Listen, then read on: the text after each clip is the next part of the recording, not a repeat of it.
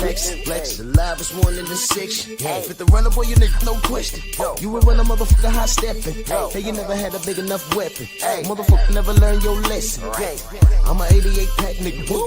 I'm a 88 pack nigga. I mean, day walker, drink blood, trains out, full moon, motherfucker, change like a hoe, nigga. I'm just a nigga from the hood trying to stack a little cheddar for the money.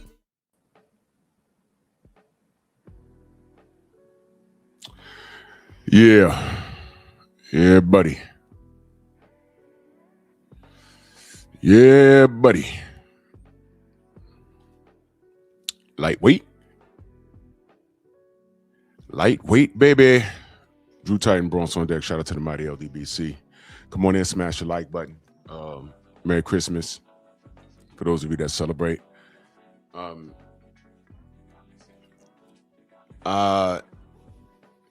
Haven't done a live stream about AJ in a while because he hasn't done anything newsworthy in a while. This is going to be it's going to be an unsettling live stream this morning. I'm a bit aggravated.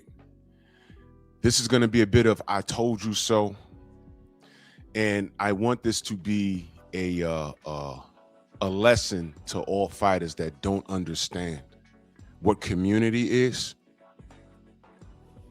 And I wouldn't be who I am if I didn't speak on this. A lot of you don't know what's going on. A lot of you don't know who that white man is on the right-hand side. I put the devil horns over. I'm about to show y'all something right now. I need all of my British brothers and sisters on that side of the pond. Some of you are very aware. People call it woke. I just been saying that y'all are aware. Y'all know what it is. Y'all know what it is.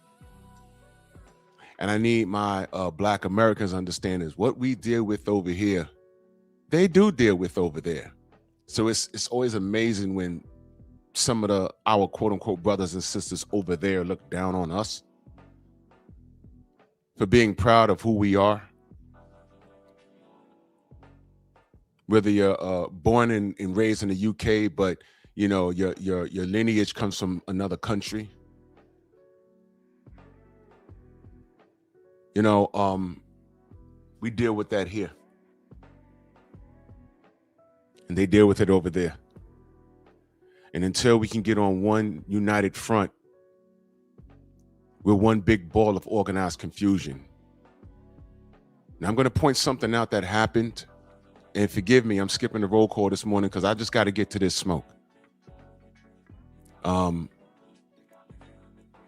Something was going on after AJ beat Jake Paul that they're really not talking about in America. And a lot of us don't even know who this clown is. This clown's name is Nick Buckley. And he's one of them. If he was over here, he'd be MAGA, clearly. He'd clearly be MAGA. He'd be running around with Charlie Kirk and all kinds of weird stuff. He's one of them. I'm gonna read to you what this man had the nerve to say. Now let me be very clear. Y'all know I got a problem with Anthony Joshua. It has everything to do with what? Boxing. But you know, it frustrated the hell out of me. Let's go back a few years ago when all we wanted in the name of boxing was a unification bout between our brother Deontay Wilder and our brother Anthony Joshua. Remember when he was our brother? Remember that? He was up 3 belts. Remember our brother Prince Charles Martin went to Al Heyman. He said, look, man, I know I could fight Deontay. You know, he's a WBC champ, and I think brother had the IBF. Y'all can correct me if I'm wrong. But what belt he had was irrelevant because Al Heyman told him, hey, man, Eddie's putting up a lot of money. He literally wants to buy your belt. He's putting up a lot of money for that. I can't tell you not to go get, because what he's paying you, I'm not going to pay you. I'm not. You're not going to make that amount of money fighting Deontay. So, you know, I can't tell you. I don't know. I don't remember how much money Eddie put up. It was like, what was it, like $8 million? I don't recall.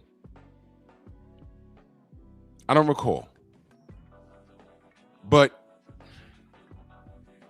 Prince Charles Martin went over there and got knocked out. And when I had Charles Martin on the show, he revealed that, you know, his whole camp was compromised. Y'all remember when he got on here and said, yeah, man, they had me sparring the week of the fight, these giant African dudes.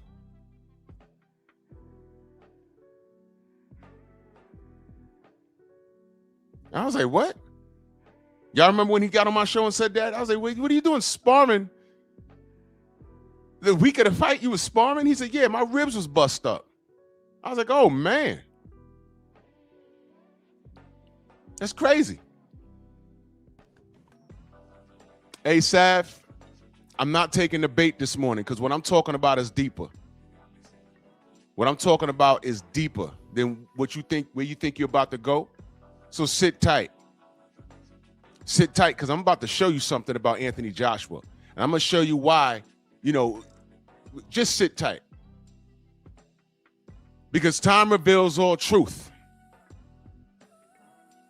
And right now, he's under attack. And who's defending him?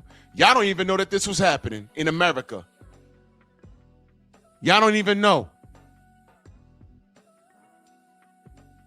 I didn't even know. My boy sent this to me. I was like, what is going on with this? Why don't we know about this? And I listened to it and I read the article and I got angry. Because at the end of the day, AJ's our brother. AJ's our brother. I'm going to say it again. AJ's our brother. And I read this and I said, man, I can't not say anything. I can't keep quiet about this. But on the flip side, AJ has himself to thank.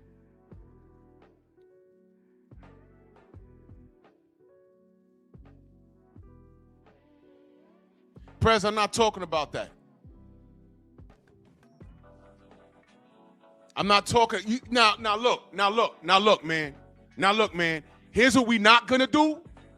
Because I'm not talking about none of that. And by the way, let me just kill that real quick. That's all bullshit. That's all bullshit. We were here. Prez, you wasn't even online when we dealt with that. Remember who we talked to. What I'm trying to highlight is what these demons are doing to AJ right now. And he has himself to thank. So I'll continue. And shout out to Mansa Musa. Salute to you. Happy Born Day. Let me get to this cook. See, this is what I'm saying. And this is a problem with us as a community. We lack focus. The title of this live this morning is, Does AJ Understand? I don't think he does. And I don't think a lot of you young heads do. Y'all don't understand why I'm even going. Y'all ain't even let me take the plane off yet.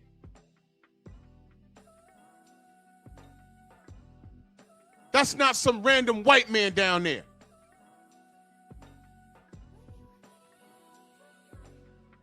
There's a term that I learned. It's called slow down to speed up. Slow down. Listen to what I'm about to say. Y'all already on this wilder thing. No. Stop it. I could keep it simple. AJ was the A side, like Tank was. AJ made that call, like Tank does.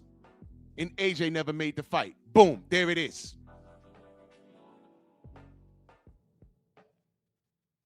There it is. So now, can we move on? Can we move on? God damn.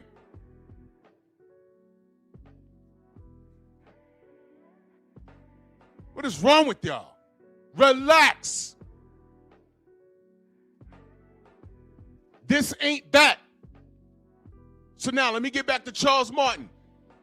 Al Heyman wouldn't be a great advisor if he told Charles Martin, stay and fight Deontay for like 1.2 or 2 million when Eddie Hearn was putting up like 8 or 10. I forgot the number. But I said, damn, how's he going to tell him to stay here and fight Deontay when Eddie Hearn's, paying him all that money? He went over there, got dicked around in camp with some broken ribs, and AJ knocks him out. So AJ now has 3 belts. There was 1 fight left. And I think after AJ beat Joseph Parker, I think it was at that fight, I think,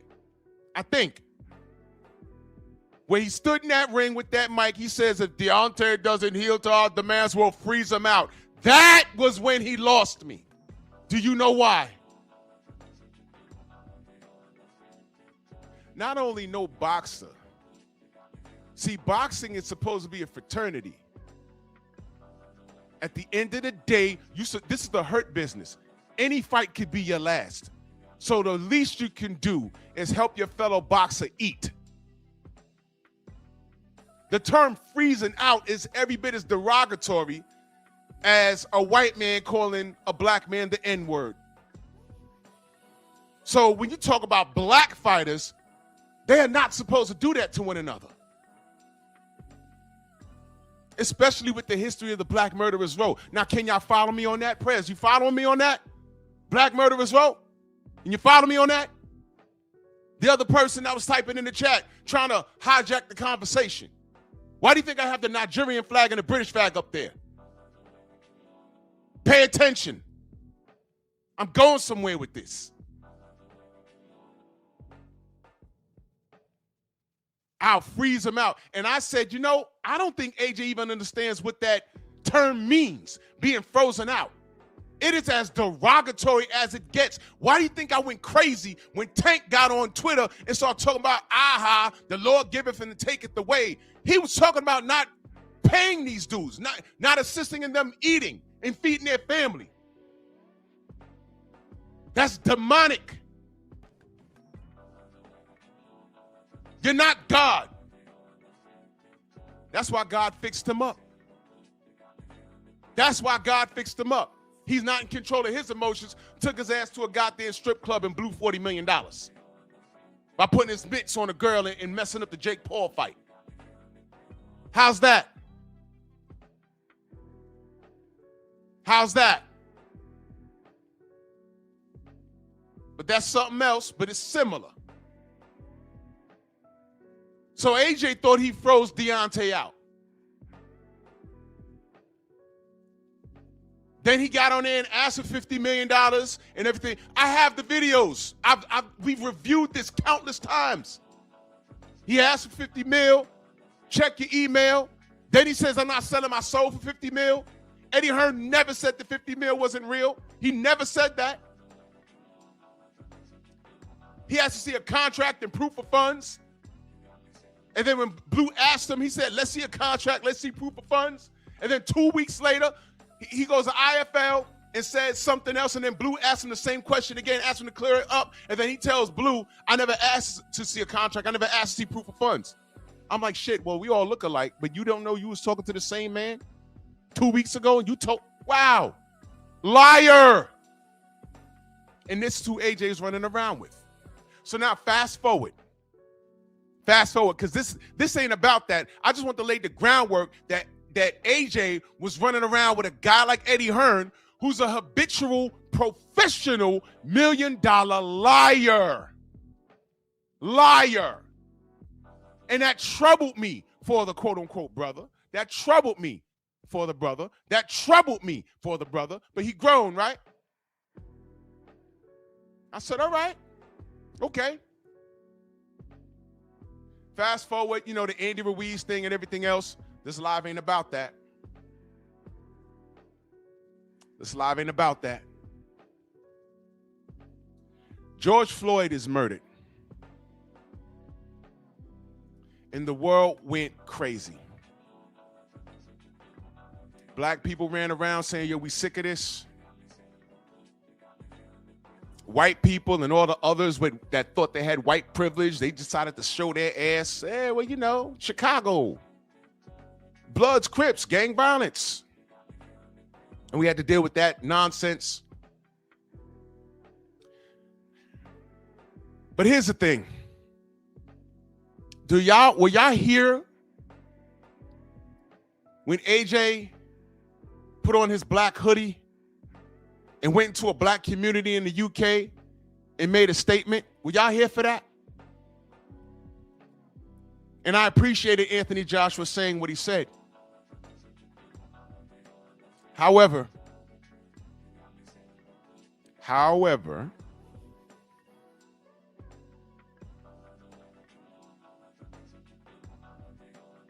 the backlash he got was absurd. The backlash that he got was absurd. And I said, man, I hope this is the turning point for Anthony Joshua. I hope he understands what he's up against. Because y'all so quick to say, oh, we're playing a race card. And they attacked AJ right there in the UK. I saw all the tweets. I saw all of them. Everyone was screenshotting it. Yo, you saw this? You saw this? I said, look at this shit.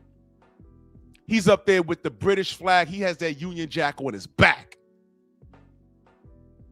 And this is how they treat him? Or because he wants to stand up for his people? Not every white person killed George Floyd. There was white people that said, hey, man, nah, that's messed up. There's white people that say, hey, I understand that. Yeah, I say it to the Jewish people all the time. Yo, we understand, the Holocaust, whatever. Yeah, we understand. When I say something about King Leopold, y'all don't even know who the fuck that is, do you? Watch this, watch this. Prez, you in the chat? Watch this. And I'm not picking on you, young man. I'm gonna make a point. You in the chat, brother? I'm just making a point. I'm here to share what I know. I'm here to educate, but I'm here to share what I know. I don't know everything, but I know a lot of shit, but I don't know everything. You in the chat? Prez, you know who King Leopold is? I didn't. I didn't learn about him in school. I learned about the Holocaust. Every Jewish holiday they had us singing Shalom Kabedil, Shalom Kabedil, Shalom, Shalom, Lehit Laviot, Shalom, Shalom. They had us singing that in fucking school. I don't even know what the hell that means. I learned about Adolf Hitler. I said, man, he did all that? Prez, did you learn about King Leopold in school? I didn't. Hitler has nothing on him. Hitler has nothing on him. Nothing. Nothing. We don't know about that. We don't know about that. I ain't know about that until I came home. No, they was like, yeah, Hitler's bad. But, I had my OGs say, yo, look, there's a guy named King Leopold. Read this book. I said, what the fuck? What is going on? This guy's real? The Black Holocaust, man, listen, the Black Holocaust was worse in Africa. Man, they did a number on us. And it's still doing a number. Yeah, Leopold II, let me be clear.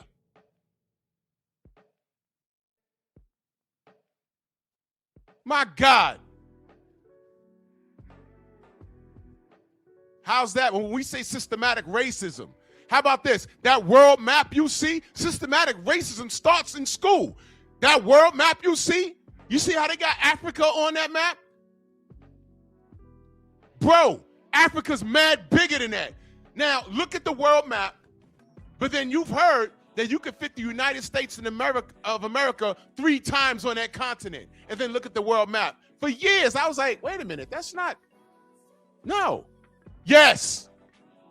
If you could find a picture of the continent of Africa from space, it all makes sense. It started right there. They shrink the continent to make the world map, and they don't tell you that.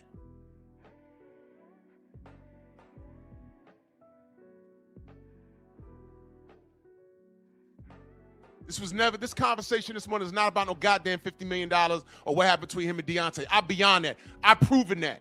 AJ fucked that off.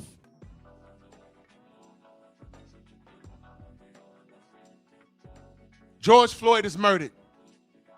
Black people on all four corners of the globe got mad.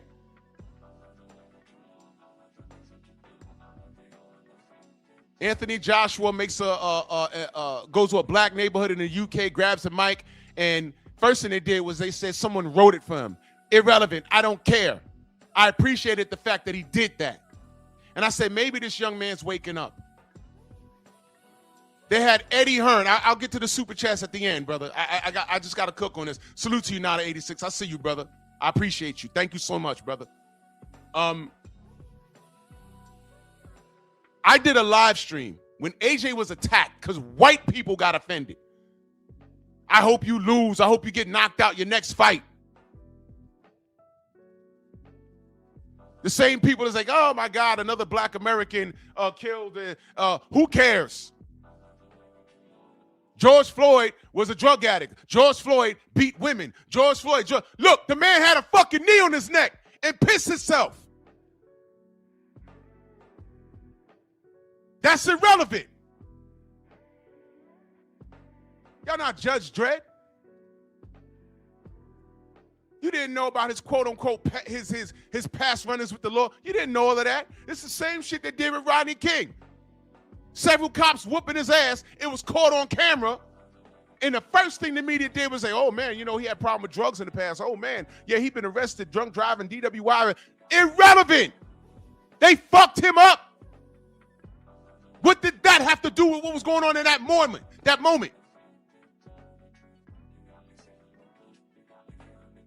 And this is what we deal with. And all AJ did was grab a fucking microphone and speak up for his people. That's all he did. Y'all remember when Deontay Wilder, when Mike Brown was slayed by that stupid ass officer? What did they say about Mike Brown? Oh, he went for the cop's gun though. Nigga, you wasn't there. That's a fucking bullshit lie. How do you know he didn't? How do you know he did? Oh, well, look how big he is. Right. A bullet will stop anybody. And if you're black like me, you already know what that was. When I'm listening to it, I already know what happened. Get out the street, guys. Man, fuck you, copper. What'd you say? And it escalated from there. If you ain't walk a day in my motherfucking shoes, you don't know what that is. You don't know what it is to have that happen to you.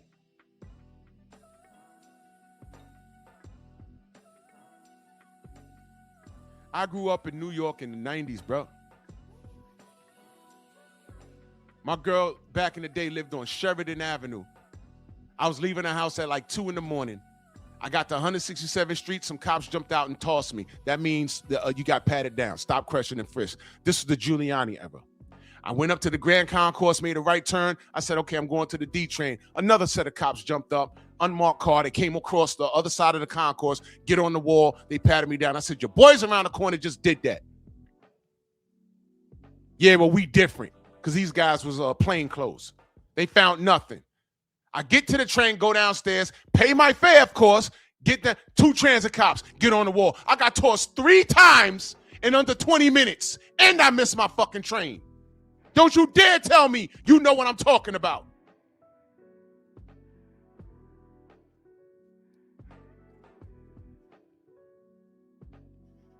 But we just complaining, right? Right. So AJ grabs the mic, he says what he says, he gets all this backlash. I looked at Eddie Hearn. I said, man, Eddie Hearn got to get on a line and be like, yo, leave him alone. This happens to black people all the time. Hell, he works with black people. Right? He has a stable, right? Ain't that right, Dillian?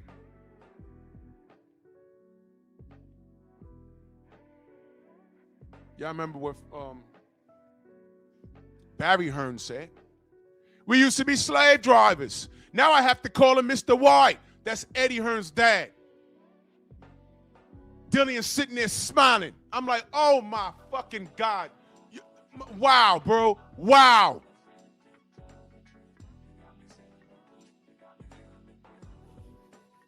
So they're tearing AJ up online.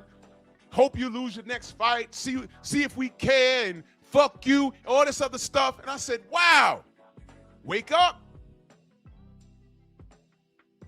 Wake up. When they interviewed Eddie Hearn, I did a live on it, if you can find it. Instead of him aggressively standing in the pocket for his buck and saying, you're going to leave him alone. This happens to black people worldwide. And instead of him standing on that, you know, he has to cater to his people because it's financially sound for him. But the other side is, AJ, what the fuck are you doing?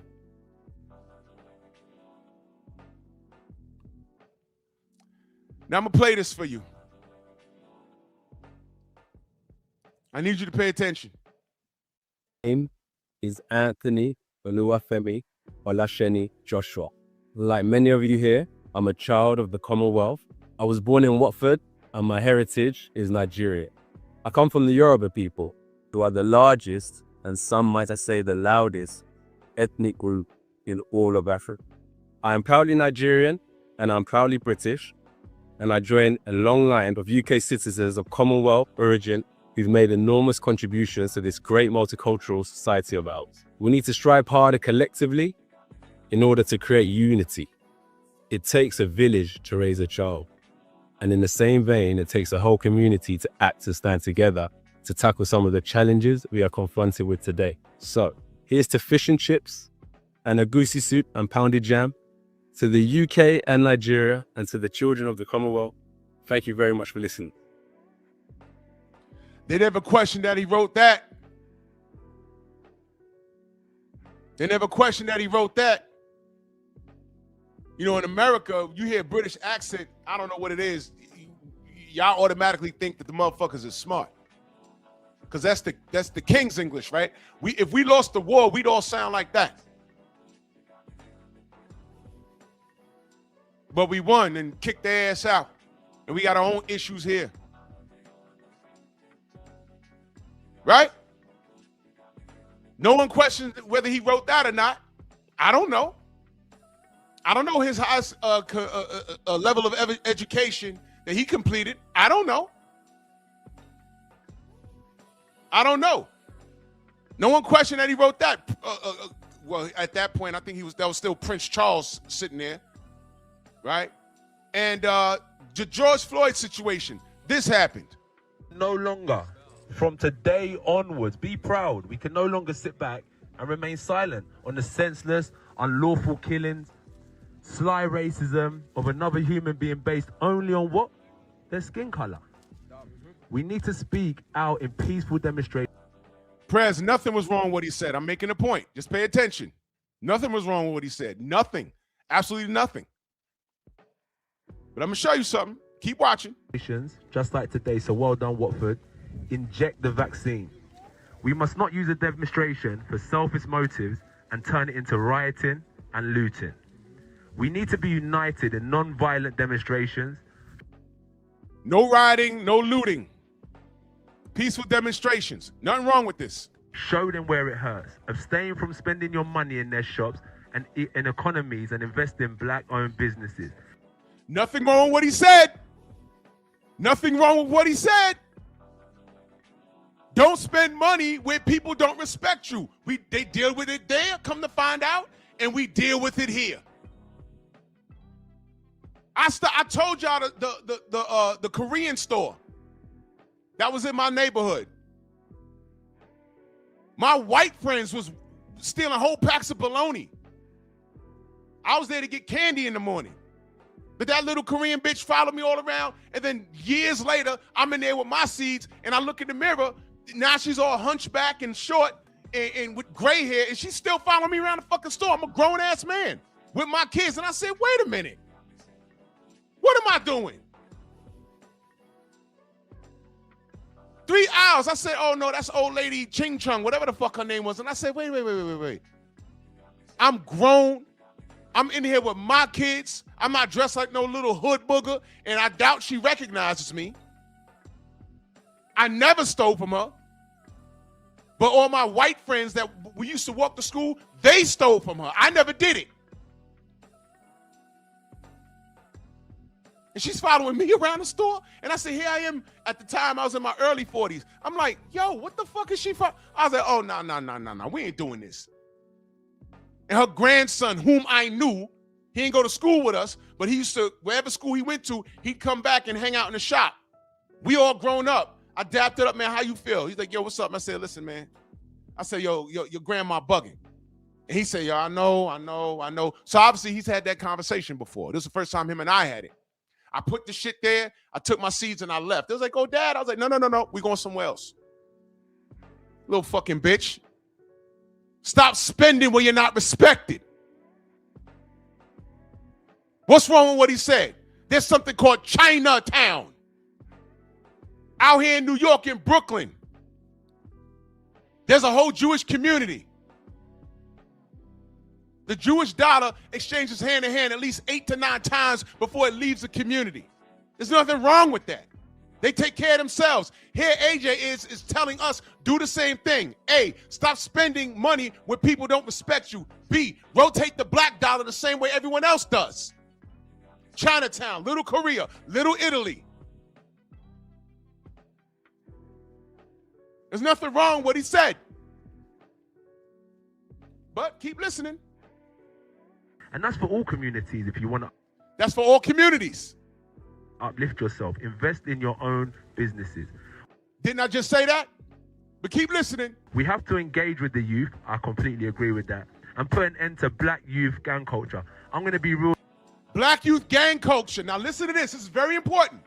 with you about gang culture. I'm down to ride 100%. But what you have to realize is done. It is done. Trust me. Unless you want The gang culture's done. Now keep listening. to be sitting in jail, spending years upon years of your only life that you have, thinking about, yeah, they can lock the locks, but they can't stop the clocks. That's all done because there's too much cameras, too much intelligence. All the OGs that I know are telling me, bro, it's finished. It's finished. Gang life is finished. And that's what we're saying. Gang life's finished. Shout out to Dean White, AJ's husband. I mean, not AJ, Dillian White's husband. Did y'all know he lost his son? I did a video about that. That man's son was gunned down in the UK. I didn't even know they played with guns like that over there. His son was gunned down in the UK, bro. I did a video on it. Dean White, Dillian White's quote-unquote brother, did a video on it. Gang violence, right? But keep listening. I know that I'm not promoting no gangster business. I'm a legit, I'm not promoting no gangster business. I'm a legit what? straightforward hustler. That's just I'm a legit straightforward hustler. Keep listening. in my DNA and in my blood. It's in my DNA. It's in my blood. Keep listening. But I know I've taken my street knowledge and put it into the I'm taking my street knowledge and putting. He played in the streets. 2-parent household. Was that Parliament he spoke in front of in the video I've just played? Was that Parliament?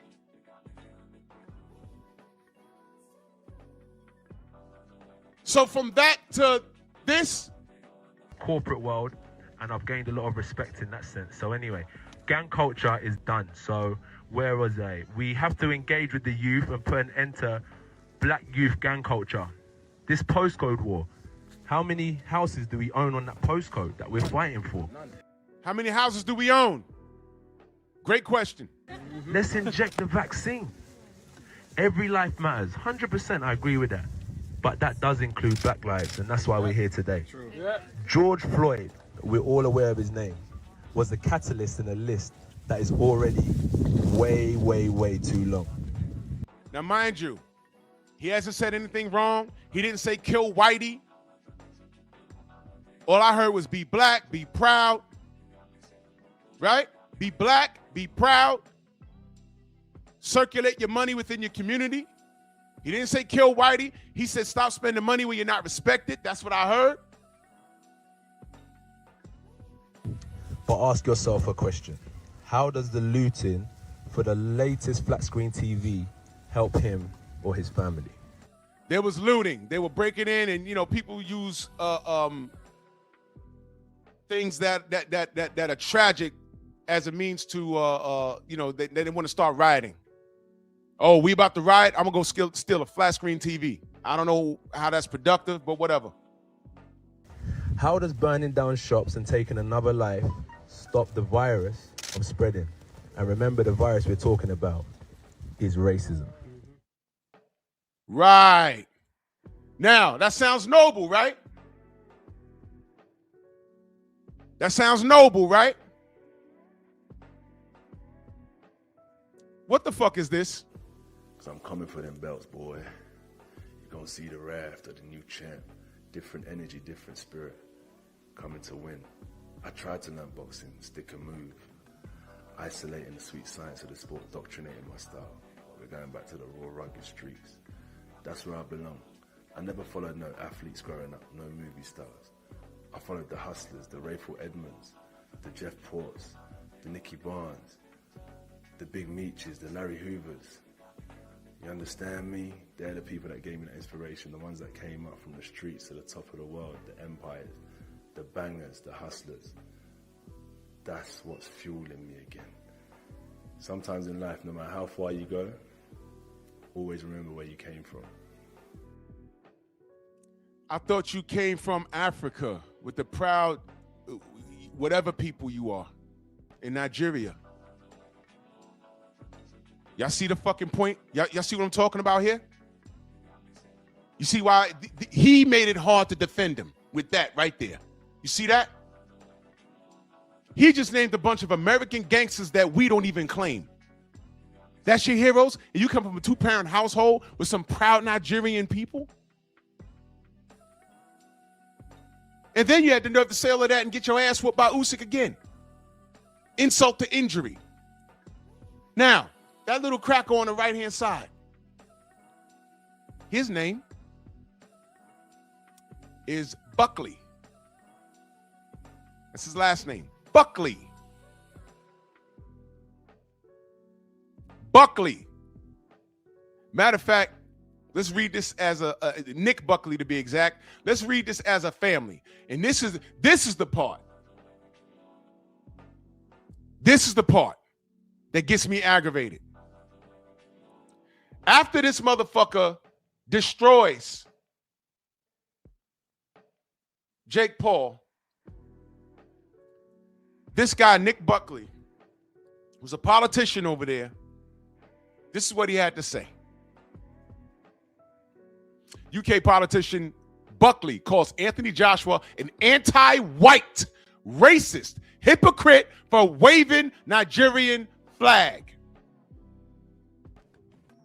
Now, let me be clear. He berated AJ waving a third world country flag, calling him anti-white, racist, and ungrateful hypocrite. First of all, motherfucker, let me explain something to you, Mr. Buckley.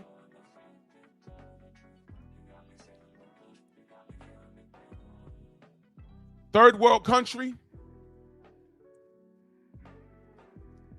Third world country, but every country in the world is on the continent of Africa stealing resources. China's over there. You motherfuckers are over there. Everybody's over there digging up the earth. Third world? Then why the fuck y'all over there?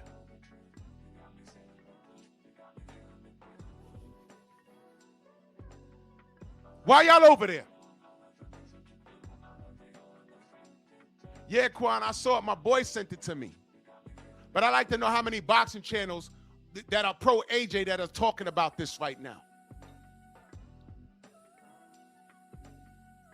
Exactly, Black Martial Arts Society. France goes broke without Africa. The fuck y'all talking about? They're over there digging up the earth. What you talking about? And this is a UK politician.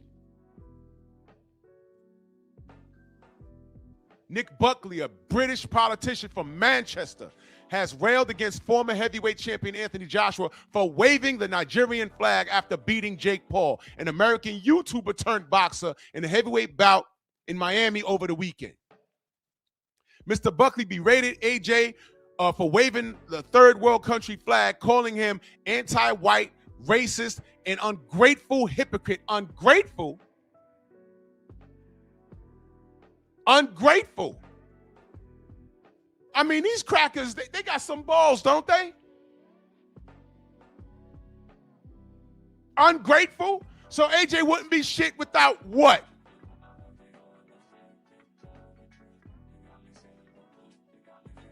Y'all see why I got a problem with that lifetime contract with Eddie Hearn?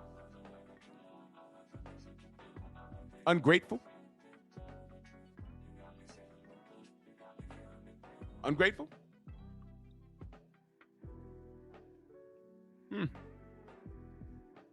Let's read on.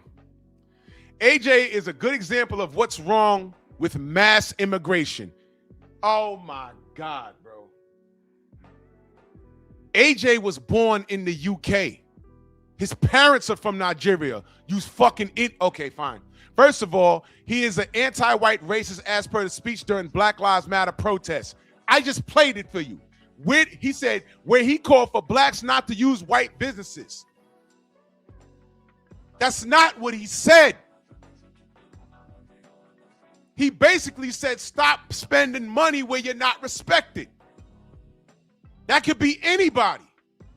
For him to accept it as such, he thinks all businesses are owned by white people, and he don't want black. And he thinks that AJ is telling black people not to shop at his white or his white stores owned by the white people.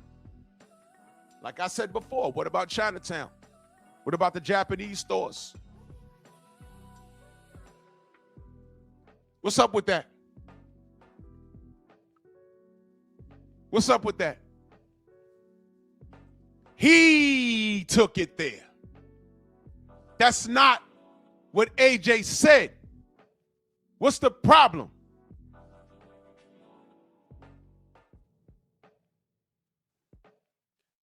I use that word insecure a lot. You're reading it right here. A member of the political party Advance UK, Mr. Buckley, stop calling him Mr. Buckley. Call him Nicky Smalldick. Nicky Smalldick Buckley. He said AJ waves around a third world flag as if it's worthy of respect, represents him. Wow. My prediction, he will only ever live in white countries and never live in Nigeria. Ungrateful hypocrite. That's what he said. Small Dick Nicky statement has generated several sanctions online. People were giving it to him. Your posts are good examples of racism, Nick. Dude said the third world. He said the country whose resources your country lives out on. I just said that, bro. I just read this for the first time. I just said that. This other gentleman says, bro, he's literally a British boxer and represented Britain throughout his career.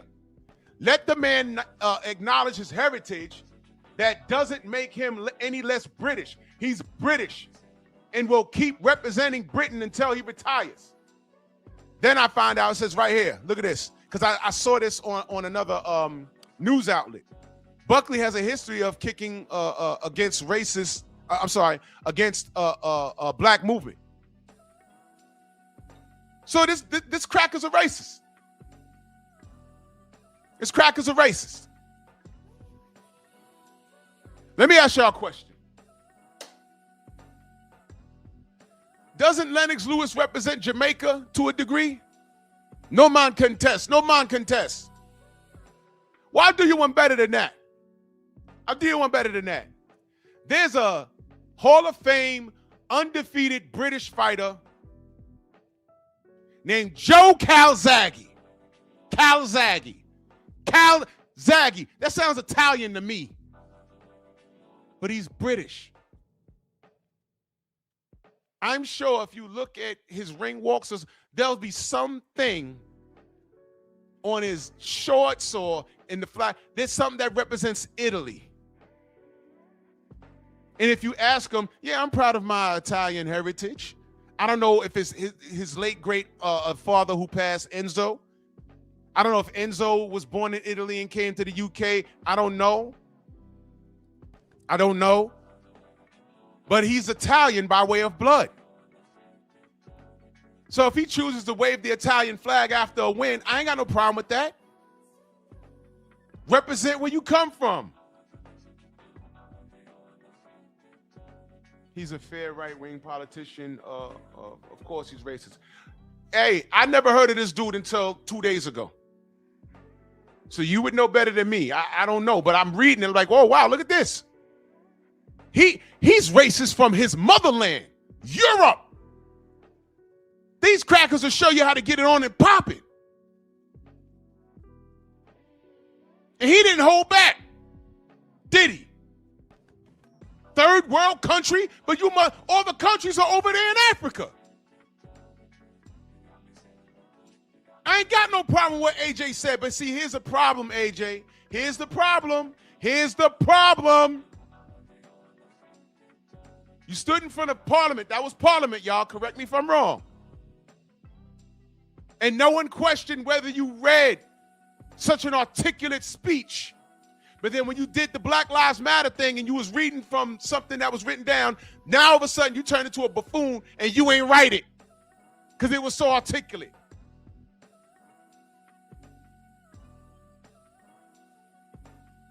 You see how they do you, AJ? You see how they do you? I'm glad you said that, Quan, because they happily accept Tyson, bald-head, fat-ass Fury.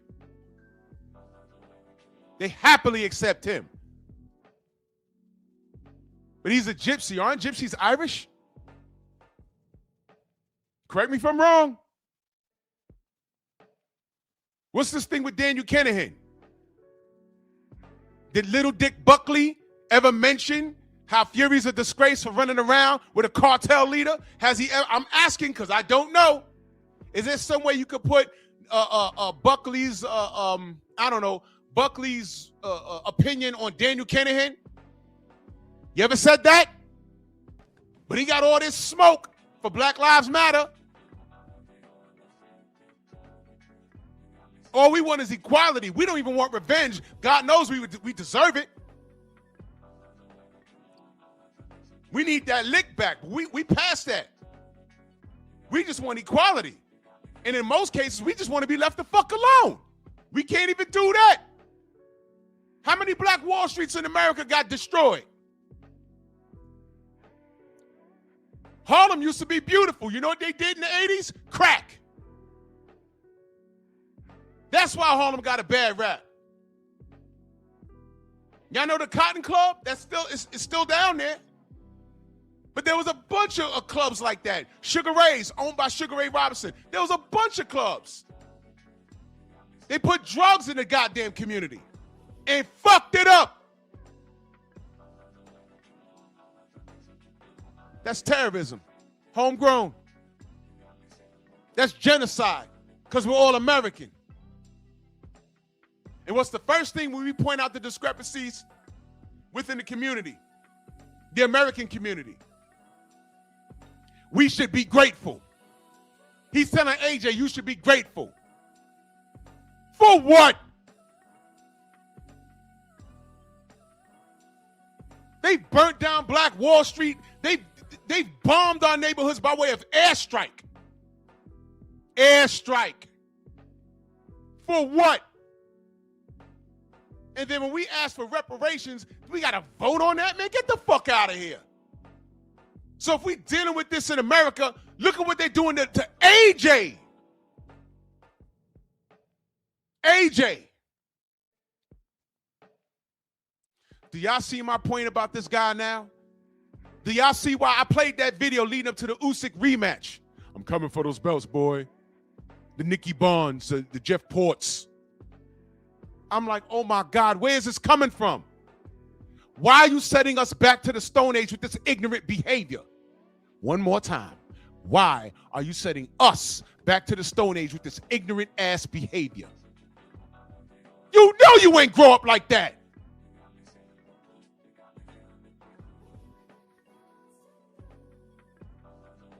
You was playing in the streets. I beg to differ. This kid was not playing in the streets. Is Anthony Oluwafemi Olasheni Joshua. Like many of you here, I'm a child of the Commonwealth. I was born. Bro, He played in the streets. When Mike Brown was murdered by that cop, and I forgot, I just slipped my mind. Deontay went down there to march.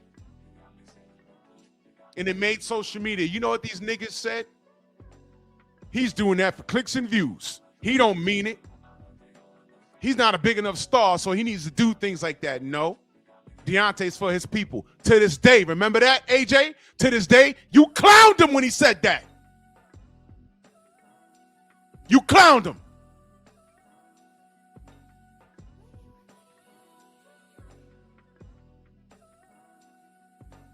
What was so funny? What the fuck was so funny? Armchair, you know what? I'm not hearing that. You know why? I was in the streets. I was around street niggas, but when they got to doing street shit, you know what I did? I went upstairs and I played Nintendo. I looked the part. I dressed the part. I spoke all the latest lingo. I used to freestyle cypher, rap battles and all that. But when they got the street shit, I took my ass home. Because I'm not a street dude at all. And I say that proudly. 2-parent household, y'all. Oh, what y'all doing? Y'all, word? Oh, okay, yeah, I'll see y'all tomorrow. I went upstairs and played Nintendo. That's what I did. And I say that proudly. That's why I have no criminal record.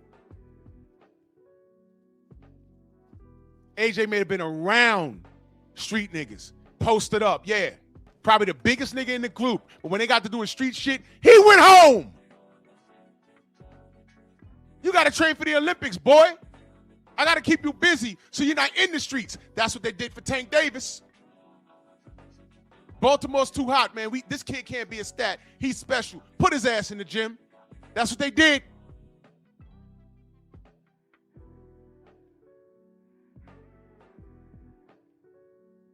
Shout out to AJ's parents. What's wrong with that?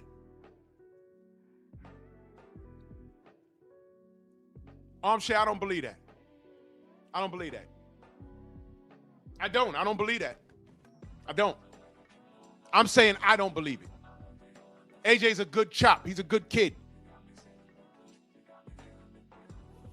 I don't believe that. Now, I'm saying, you can say you know. I'm saying I don't believe it. I don't. I don't. He's a good kid. AJ's a good kid. He's a good kid.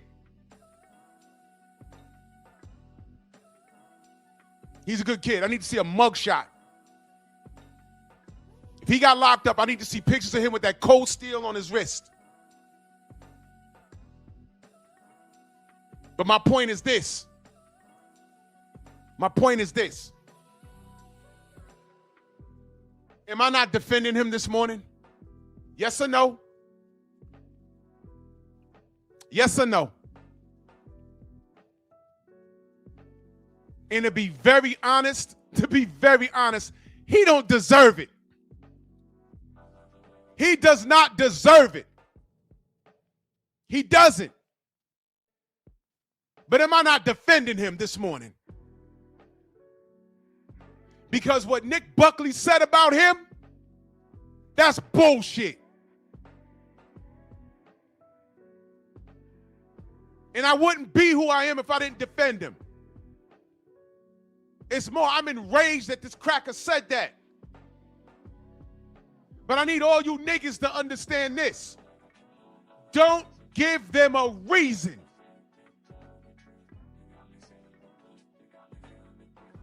Don't give them a reason. You're standing in front of Parliament. You standing up for George Floyd, and then before Usyk, you talking about you looking up to Nicky Barnes? Why? And you saying niggas' names wrong. What are you looking up to them for? You got 2 parents in the house. You're an Olympian. You're a millionaire. The dudes you mentioned are dead in jail or in jail for life or gay. Dead serious. Dead serious. You looked up to that? We don't claim those niggas. You all the way in the UK claiming that? For what? What are you fascinated with? And you give daylight to crackers like Nick Buckley for him to get on his podcast or Twitter and say, look, he saw it, not me. Who the fuck is Jeff Port? Who the fuck is that guy? And then we got to clean that up. I'm not cleaning it up because he said it. And motherfuckers will come over here and argue with us. Well, look what AJ said. He did say it, but fuck that. That's my brother to critique. That's my brother to hold accountable. I ain't gonna let you crackers do it. Fuck out of here. And AJ, you put us in a very, very bad position with your boca, your mouth.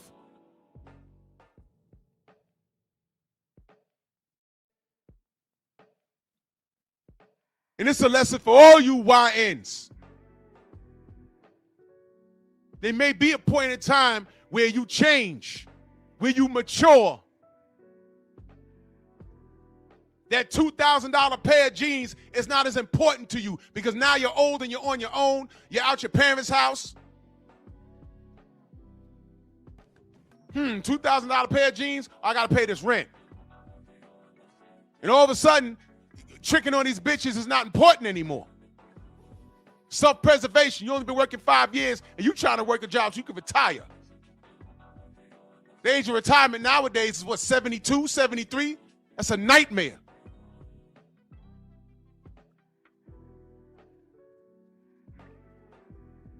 Wake up.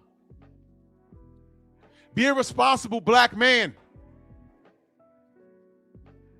Stop getting online chatting shit because it's cool. I can't have these conversations without bringing up Tank Davis. Do you know I'm disappointed in that kid? I keep calling him a kid. He's in his 30s. He's grown. I'm disappointed because he should know better.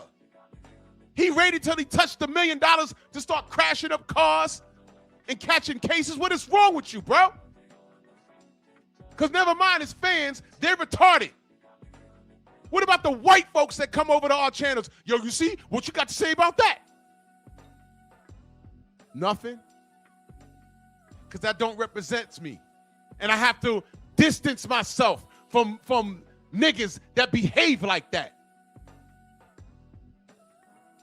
Why I'm hating on Tank? Watch this. When have I lied on him? Am I hating on AJ right now? Am I hating on him right now? Two of the brothers just came in the chat, tried to talk about a $50 million. It wasn't real, and a $100 million deal. And no, that's not what this conversation was. And by the way, that conversation is over 5 years old, and y'all already lost that. Y'all lost that. My point was proven. Check my resume. AJ's a liar, and he's rolling with a liar. And he's also a coward. One fight away from undisputed, you were supposed to fight for your own honor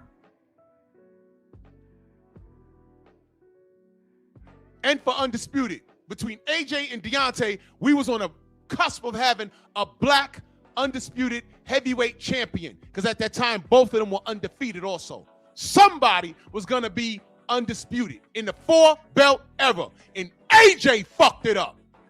He did it. Don't tell me that you the A side, but the B side fucked the fight up.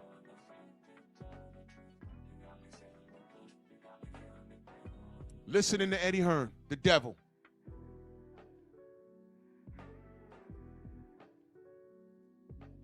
Now, what I just said, there'll be someone coming in saying I'm still hating on AJ. Point out the fucking lie. Already debunked everything about this guy. And I've left him alone. I said, man, he's fighting Jake Paul, whatever. If y'all told me to leave Tank alone, let him get his money, you black, right, Drew? You black? Yeah, okay. You want to play that card? Okay. Funny, niggas asking me if I'm black. Niggas got criminal records. You want to ask me if I'm black, though? Okay, fine.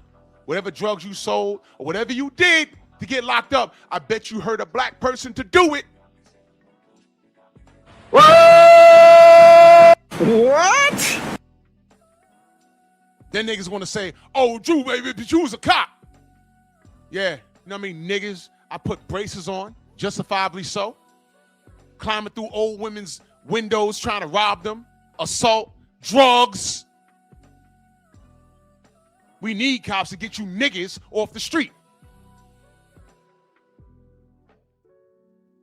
Don't talk to me. Don't you dare talk to me. Can't shame me, nigga. None of you niggas can shame me. I live what you talk, unless it's illegal. Fuck you talking about? You niggas ought to be ashamed of yourself. And that was my problem when he stood up there and did that fucking Usyk interview talking about Jeff Ports and Larry Hoover's. I'm like, God damn it, why'd you do that?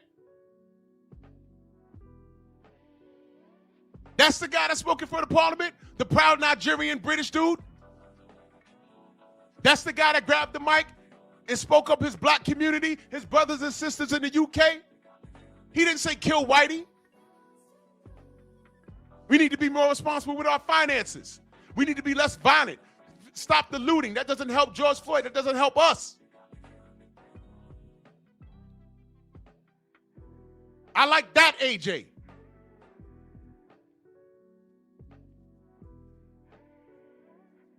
Because the truth is, I supported this kid. The truth is, all I wanted was him to fight Deontay. I was proud of the kid. That's the truth. Until he started acting funny. I'm like, yo, whoa, stop. Don't do this. And then I was introduced to Eddie Hearn. I said, God damn, man. And the world got what it wanted. An undisputed champion. And what color is he? There you go. And this is no shade to Usyk, because Usyk is a Hall of Fame fighter, and he's nice with it. Usyk is not no marketing scheme. Usyk is for real. Usyk is for real. But the world's cool with that.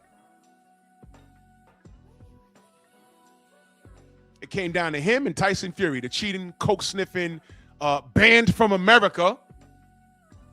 That's why I asked, what was Nikki Buckley's slick little dick Nikki Buckley's, what is his thoughts on Tyson Fury not being able to fight in America? His thoughts on that.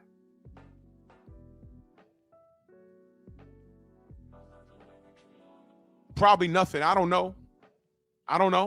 Probably nothing. But we're always talking about racism, right? Then what the fuck was this? Let me get this straight. Now, I want y'all to understand this. Listen carefully. Anthony Joshua came to America and beat up the most popular boxer in the world. Yeah, I said it. It's not a pro boxer. It's a fucking YouTuber. And he did exactly what he was supposed to do. And it wasn't even close. Knocked him out, broke his jaw in 3 different places. And now he has to, what is it, 7 days yet? He said he'd be slipping through a straw. Knocked out 7 teeth. Right? Had the bitches moist when he was leaving Miami. Alicia Baumgartner was ready right there on the spot. He could have shot a gangbang right there. With the boxing gloves on. To their surprise, he ain't in the chicks. That's the only joke I'll be telling this live. And what does he get? He gets this shit from Nick Buckley, a politician. And through all the good he did, he came to America and beat up the American. Smoked them, right? And all Buckley saw was the Nigerian flag. So that's what AJ gets. Right? Right. But wait a minute. Fury cheats Deontay Wilder 3 goddamn times.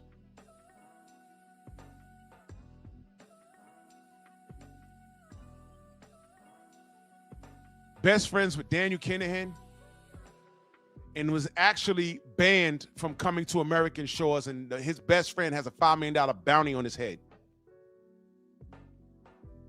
and he gets a goddamn hero's welcome.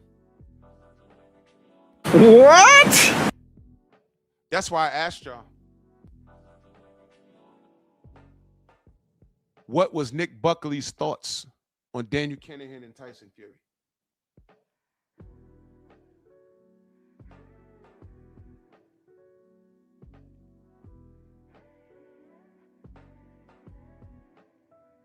That's why I asked you.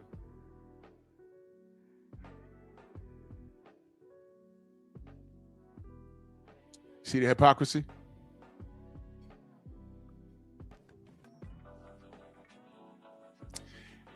AJ made this bed. He got to lay in it. But I'm letting y'all know it's very difficult to defend this guy. Granted, his past, it's very difficult. It's very difficult. Because I'm coming for them belts, boy. You're going to see the wrath of the new champ. Different energy, different spirit. Coming to win. I tried to learn boxing, stick and move. Isolating the sweet science of the sport, doctrinating my style. But we're going back to the raw, rugged streets. That's where I belong. I never followed no athletes growing up, no movie stars. I followed the hustlers, the Rayful Edmonds, the Jeff Ports, the Nicky Barnes, the Big Meaches, the Larry Hoovers. You understand me? They're the people that gave me the inspiration, the ones that came up from the streets to the top of the world, the empires, the bangers, the hustlers. That's what's fueling me again. Sometimes in life, no matter how far you go, always remember where you came from. See what I mean? See?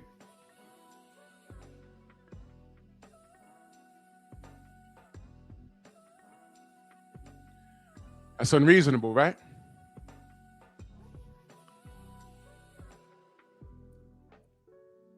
How do I defend that?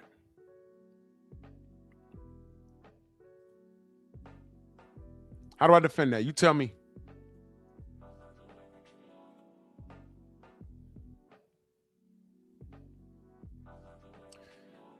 I'm looking for another slide that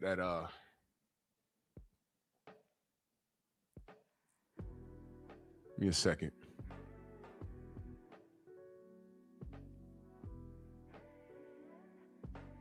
Actually, you know what I'll do?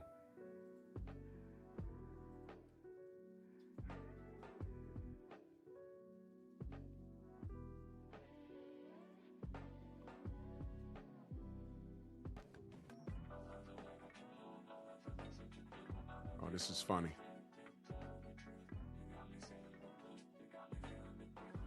You know, I make memes because all of my memes that I do, they actually mean something. Let me remove this shit. You remember this meme I put up? You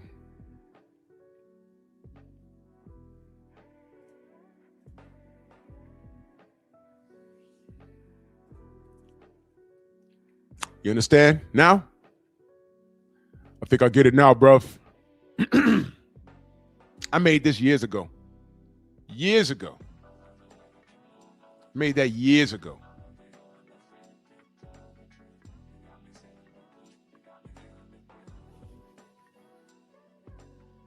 I made this years ago. I made this after he fought Andy Ruiz. When he got up off the floor and cleaned himself up, he said, I'd rather have lost to Deontay in America. And if y'all follow my channel, y'all know me and Stormy did a whole live stream. And I told you my boy worked there. And I could have went to the fight, but I chose to go to work that night. And when I when I left work, he called me like 40 times. I was like, what the fuck? What happened? So, yo, your man got knocked out. I said, who's my man? What you talking about? Hold on 1 second, y'all. Hold on 1 second. Damn, hold on. I'm sorry.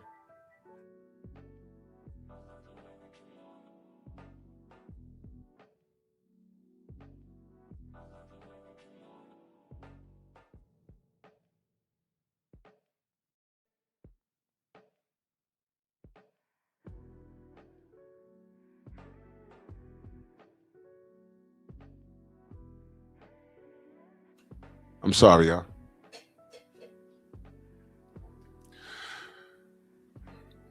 This meme actually stands true to this day. Stands true.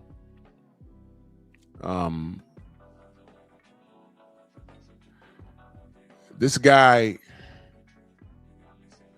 literally goofed himself up. And he did that. But how do you defend him? How do you defend him, man? Please tell me. How you defend him?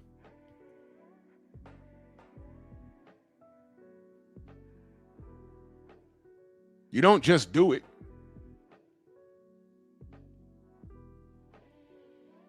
You don't just do it.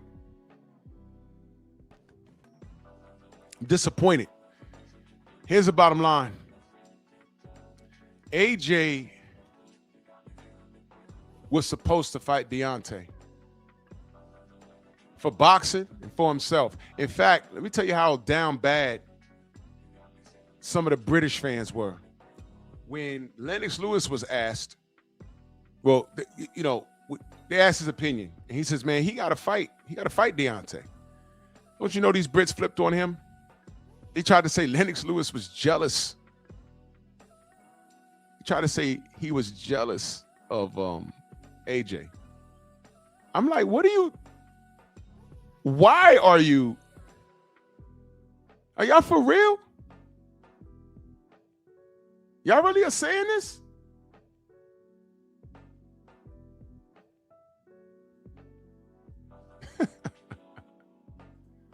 You guys are disgusting, man. You guys are disgusting. How dare you?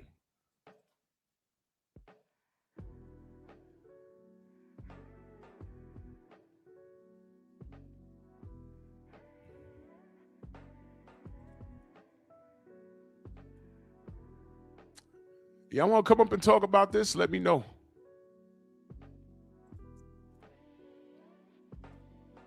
Because there's not really much for me to say further on this. This is, now he's under attack.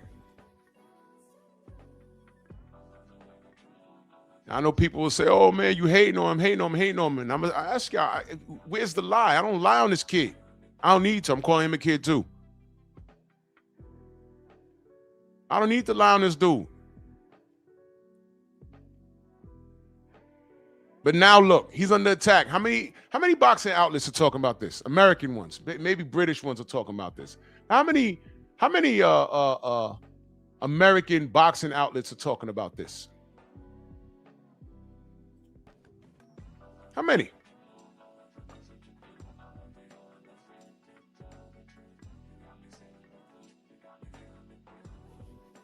Said what I said, man. There's a link. If you disagree, come up. You don't know the rules. If you're unfamiliar, turn your camera on so I know you're a real person, because Miguel likes to come on here and flash his penis. And all I ever say is, prove me wrong. Let me know I'm wrong on this. Let me know. I'm annoyed with this. I'm trying to find a slide.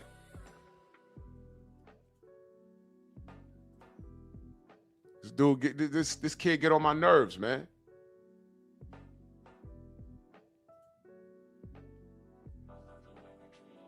I have a for those that were confused about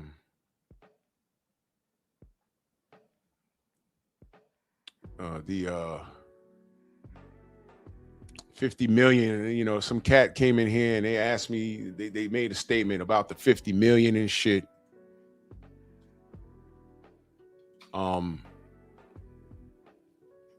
Let's do it. You want to talk about that? We could talk about that real brief.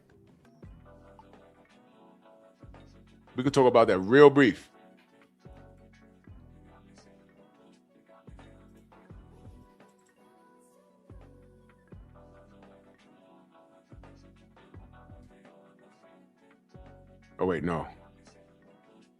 That's not it. AJ Meltdown.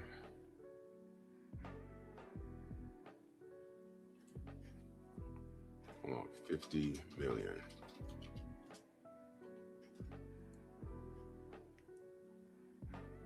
Damn.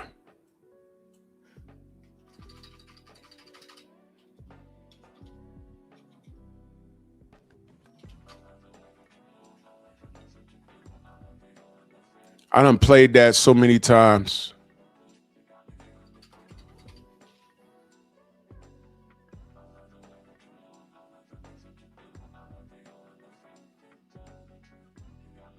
Wait, you know what? Let's do that.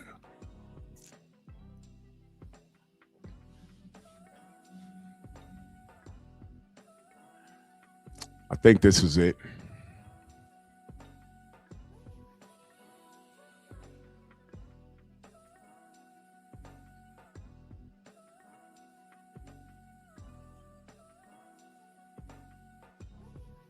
Give me a second, y'all.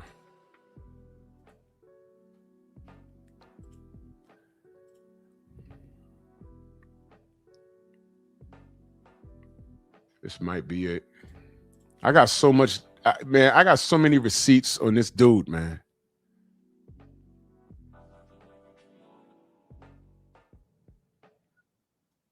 So many receipts.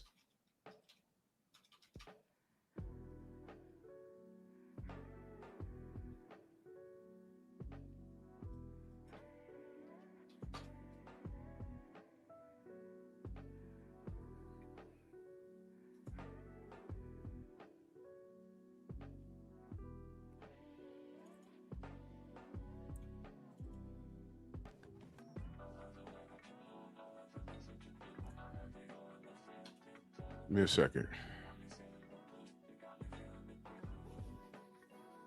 All right, cool. Damn, this thing is taking forever to upload, man. This thing is taking forever to upload.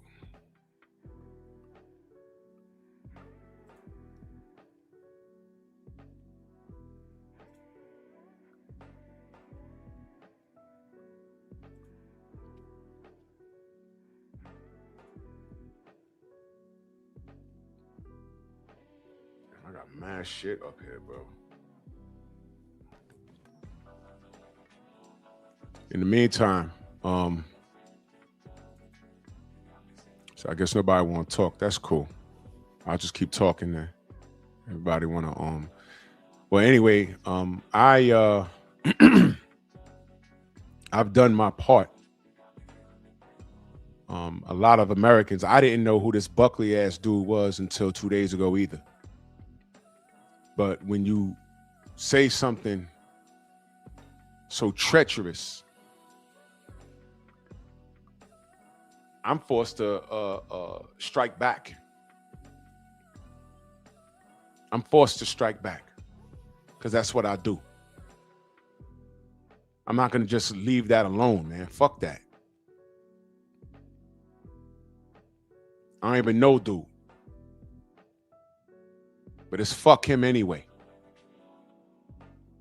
Now you find the boxing channel that's going to talk about this. I'm not tooting my own horn. I'm just saying, man, this is outrageous. This is outrageous. And I don't appreciate it. And the more I read it, the more annoyed I got. Now, oh, this is the video as it just sparked. Salute. Matter of fact, let me read these super chats before I play this video. Because somebody came in here early and wanted to talk about the 50 million. I summed it up in one video, so I'm going to play it in a second. Not 86 in that super chat. He says, salute, Drew, and salute to the mighty LDBC. Keep speaking the truth. I'm on the job. Salute to you, good brother. Todd French in that super chat. He says, cook, Drew, but to let them tell it, there is no racism in England. But never mind that King John and Henry VIII was one of the most racist in history. They don't want to talk about that. They'd rather build statues like they do here in America and celebrate these punks. And then when you realize when you realize that all of these statues around America, these guys were racists that, you know, led the charge in the Confederacy. They start yanking those statues down. These crackers ran up and started saluting the statues. I'm like, oh, these crackers, they know their history well. It's a shame that we as black people didn't. And then we found out.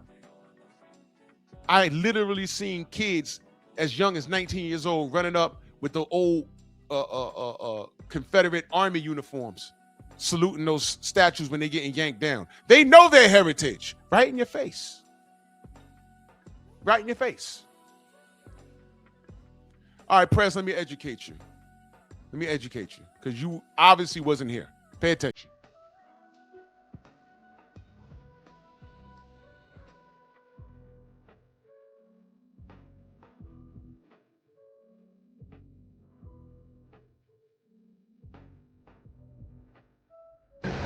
I'd say, I don't know. Anyone that wants to change their life, I don't know. Do what you want, innit?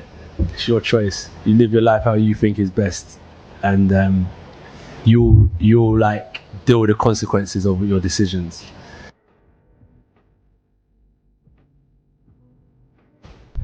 Okay, I'll take 50 million up front. If that's the case, Wilder's team, bring me 50 million up front and we'll take the fight. You know, with your man Eddie and Barry Hearn and tell them to check their email. I got something special for you. And by the way, all the money's in the bag. So I expect you to be a man of your word.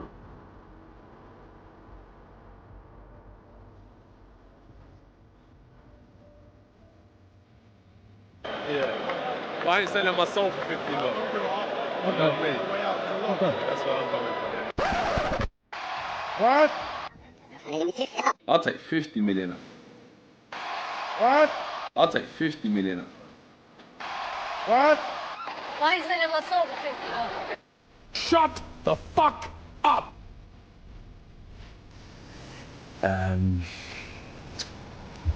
But if you do manage to do well, always try and give back, because just don't take. Also give back where you can. I don't know what I tell someone. I probably tell them don't get into boxing. What? I probably tell them don't get into boxing. What? I probably tell him don't get into boxing. And the WBA Super 8 game, what's he doing here? I don't care about strong, I want skill. Keep it professional. What are you talking to? Who are you talking to? What's wrong with now?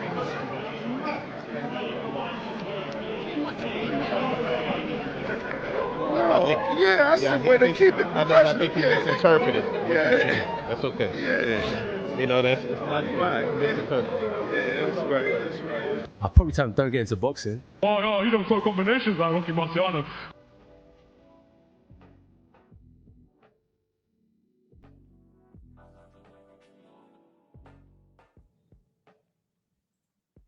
You want to talk to me? Nah, Prez. You know what, Prez? Click the link. I got time to deal with you. I got about 5 minutes. Click the link, man. Because you were nowhere near YouTube when all of this. Prez, do you remember? You do know we're close to Deontay Wilder's team, right? You do know this, right? You do know this, right? And here you are. I just spent over an hour explaining how AJ aligned himself with the wrong people, a liar in Eddie Hearn, and you're still here talking about what Eddie said. Don't you know Eddie's a liar? What part of this live did you miss?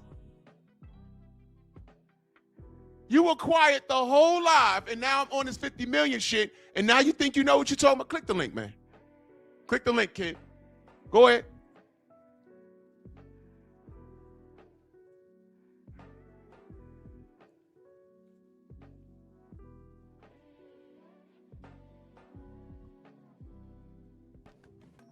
Eddie ain't do shit. Bottom line. Eddie didn't do shit but lie and lie and lie like the colonizer he is. He's a liar. He is a liar. What part of that are you not getting? Okay, I got to upload another video. Okay, I'll do it. I'll do it. I'll do it. Don't worry about it. I'll do it. Don't worry. Don't you worry about it. Let's go here.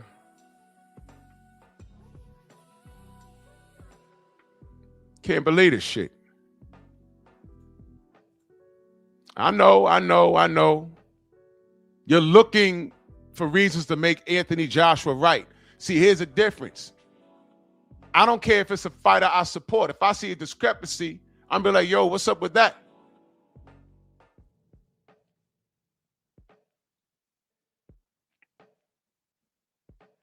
Give me 1 second. I see you.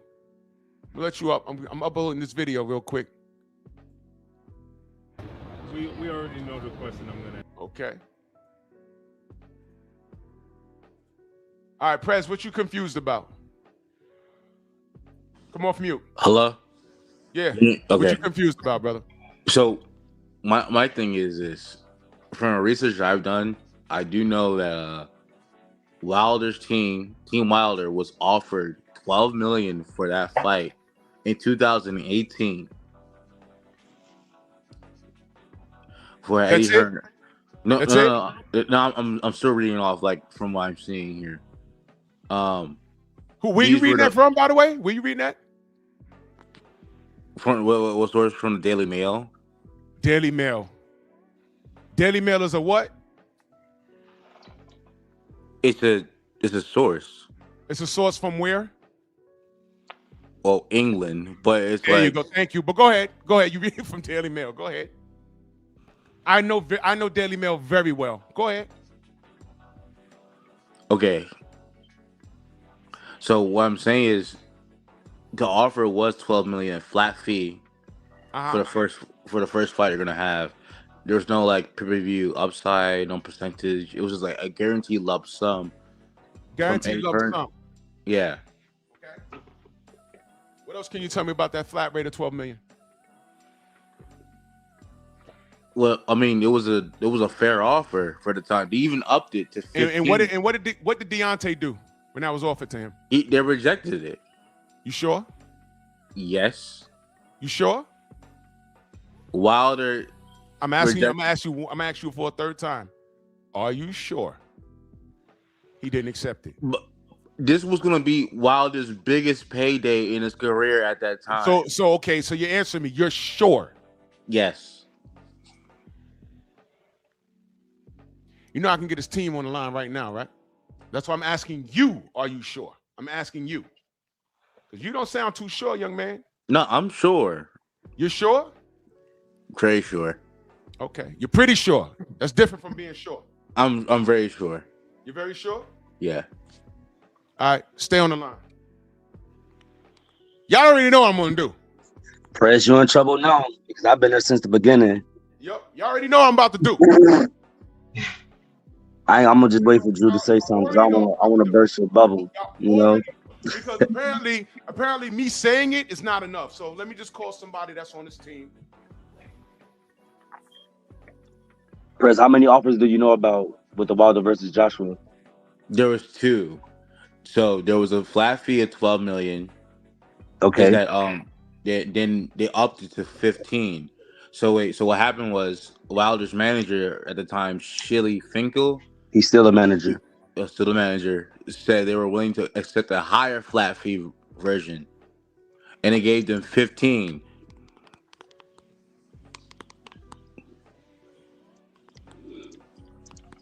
He not answering right now because you know it is Christmas Eve. Can I ask you a question, Prez? So Dan Wilder's team elected. This is such a big unification fight. They wanted to give $50 million. Which rightfully so, Eddie was skeptical of because he didn't believe they had that type of money. Wait, stop right there. Stop right there. Hold on. Stop right there. We already know the question I'm going to ask. Everybody wants to know, Deontay Wilder offered $50 million. It's very kind of you. Are you guys going to take it? If not, why not? Well, because we haven't had an offer yet. All we've had is a piece of paper from a guy from Alabama. Prez, read that. All we got is a piece of paper from a guy from Alabama. Okay. So let's see a contract. Let's see the proof of funds. Read that. Yeah, he's asking the right questions. Let's see a Okay, contract. good. Okay, yeah, Wait, stop. Nobody else talk. Stop. Just watch. Let's see what we have to do and what our obligations are to earn that kind of money. If it's real, we have to look at it, and it's something that's of interest. But if they expect us to make a decision and accept a fight today based on a piece of paper from, as I said, a guy from Alabama. If it's real, we got to look at it. You heard him say that, right? Prez, you heard him say that, right? Yeah, I'm here. Okay. Yeah. Keep watching. Then they're widely mistaken. First things first, I want to thank you and appreciate Now he's talking to Blue Blood. It's 2 weeks later. the invite that you had me to such a He's talking to Blue Blood again. It's 2 weeks later now. event. No problem. Thank you for coming, sir. I appreciate it. Now, Eddie, the last time we spoke and we did an interview, I asked you about the Deontay Wilder and negotiations, and you said in two different separate occasions you said that you need to see proof of funds. But I saw a video you did with IFL TV, and you said you never asked to see proof of funds. Could you clear up the confusion with that? No, I haven't seen proof of funds. I haven't asked to see proof of funds. I've just asked some very simple questions, which they've answered, to be fair to them. Okay, Prez, talk to me. No, he asked for proof of funds, right? They still didn't provide that for the 50 No. He said, let's see a contract. Let's see proof of funds. He said, check the mail. Deontay said, check your email. Blue's talking to him 2 weeks later in between that. And he lies right to Blue's face. He's talking to the same guy. Lies right to his face and says, I never asked to see a contract. I never asked to see proof of funds. He lied right to his face, brother. Play the clip back again. I don't think you. No. Dude, this clip, I had this since 2018, brother. Yeah, he says, no, I haven't seen proof of funds. No, listen. Listen again. In two different separate occasions, you said that you need to see proof of funds. But I saw a video you did with IFL TV, and you said you never asked to see proof of funds. Could you clear up the confusion with? You get the question now, right? Could you clear it up? Because he said something different. After Blue asked him, and he said, let's see a contract. Let's see proof of funds. He told IFL TV something different. So now a week after that, which is 2 weeks, he said, you told me something different. Could you clear up the confusion? That? No, I haven't seen proof of funds. No, I haven't seen proof of funds. Now listen again. I haven't asked to see proof of funds. I haven't asked to see proof of funds. Hold on. I've just asked some very simple questions, which they've answered, to be fair to them. Which they've answered, to be fair to them.